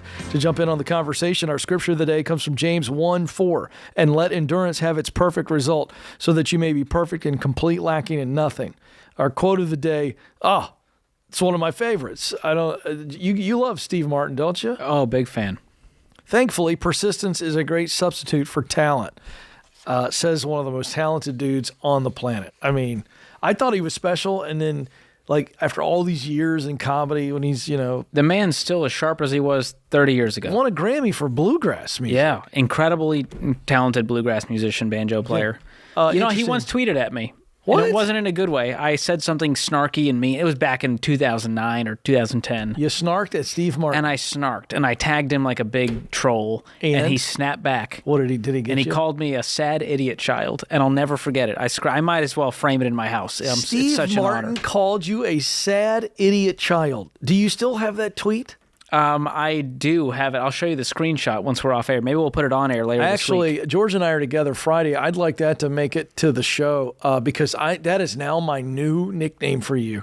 The sad idiot child. Sad idiot child. Because I think I called him like a crazy old grandpa. And so it was the perfect snapback from Steve Martin. I got to tell you, the fact that you got a return of serve is impressive. There's only two ways to do it. Either be real nice to a celebrity or be a jerk. Yeah. And eventually they'll snap back. They're sensitive. I get it. Let's go to Savannah, who joins us right here in the Nashville area. Savannah, how can we help? Hi. Thank you for taking my call. You bet. Yeah, What's my name's up? Savannah. I'm calling because I recently was accepted into the Vanderbilt MBA program. I ended up deferring it for a year for financial reasons, because it's about $60K a year and it's a 2-year program. Holy smokes. And I currently don't have any former student debt, but my husband has a little bit.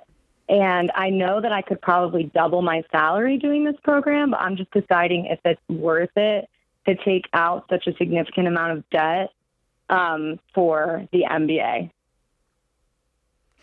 What do you plan to do after the MBA? So right now I'm working in like data analytics, and I'd like to shift into consulting, which would, supposedly double my salary. But honestly, I'm not even sure if that's exactly what I want to do. I'm kind of just chasing the salary aspect of it. Oh, that's what worries me. I just feel like it's a wet finger in the air of like, I think it'll double my salary. Or what if it doesn't and you're $120,000 in debt? And I've actually, I know. And I'm going to tell you this, Savannah, and I'm very passionate about this. You can take this or leave it. You call it. Here's the free advice. That MBA is not going to double your salary. You will. Right.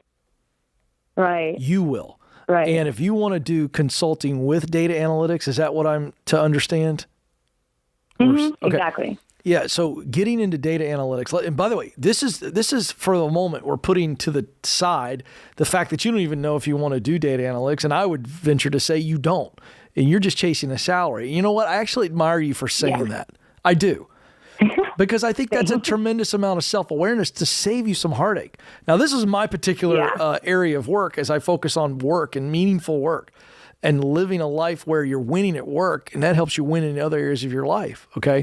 So I'm really passionate about this. I would not touch this MBA with a 10-foot pole until it was absolutely clear that it was required. In other words, it was the only way to get where you want to go.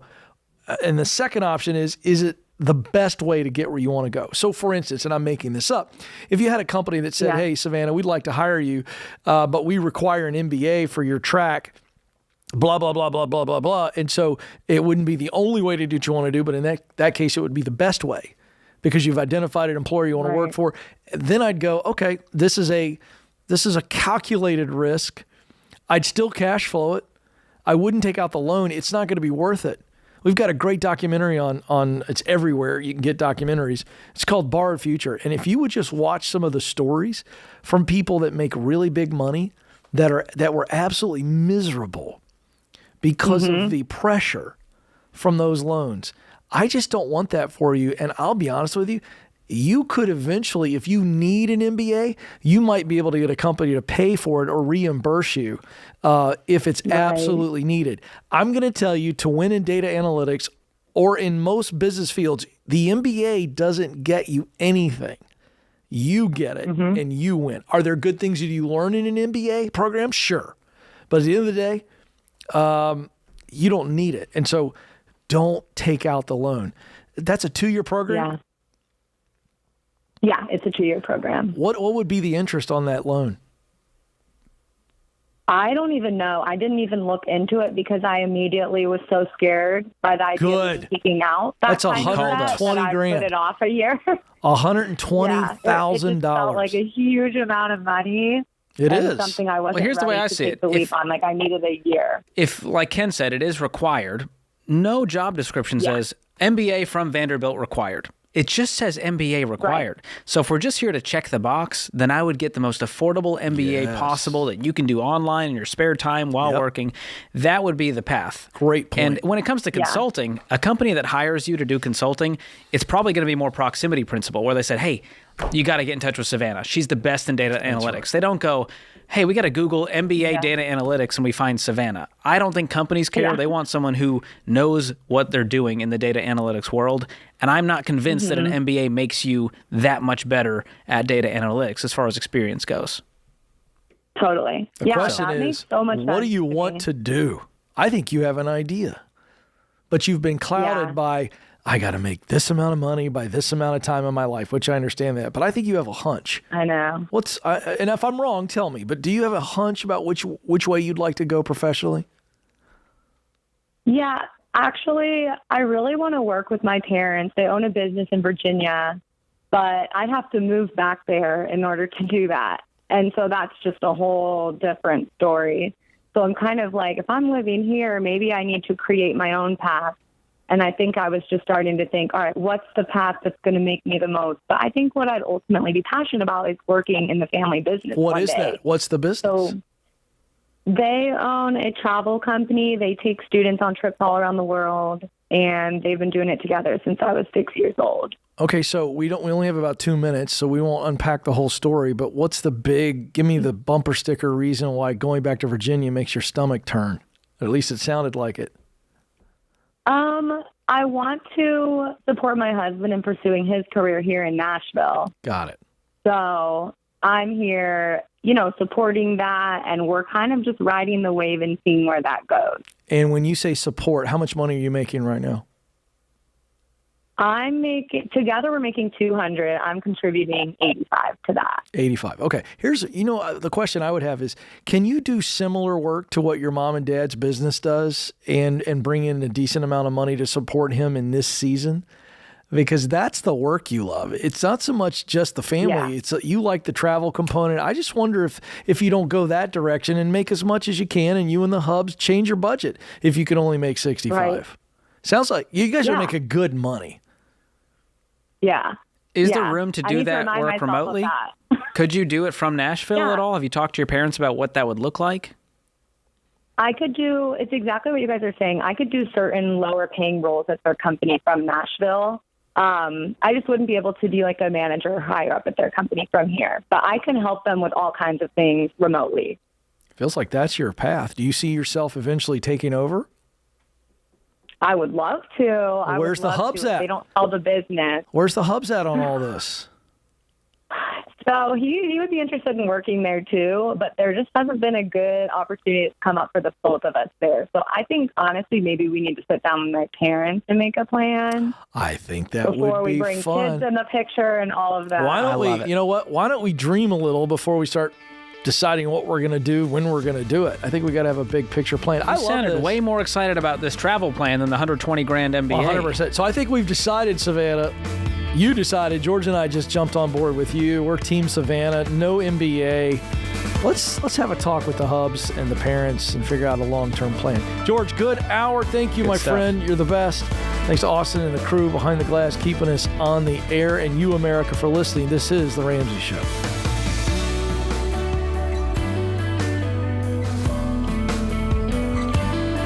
Hey, it's Ken. If you like what you heard in this episode and want to know more about getting started on the Ramsey baby steps, go to RamseySolutions.com and click on the Get Started button. We'll help you figure out the best next step for you based on your specific situation. Again, that's RamseySolutions.com and click Get Started.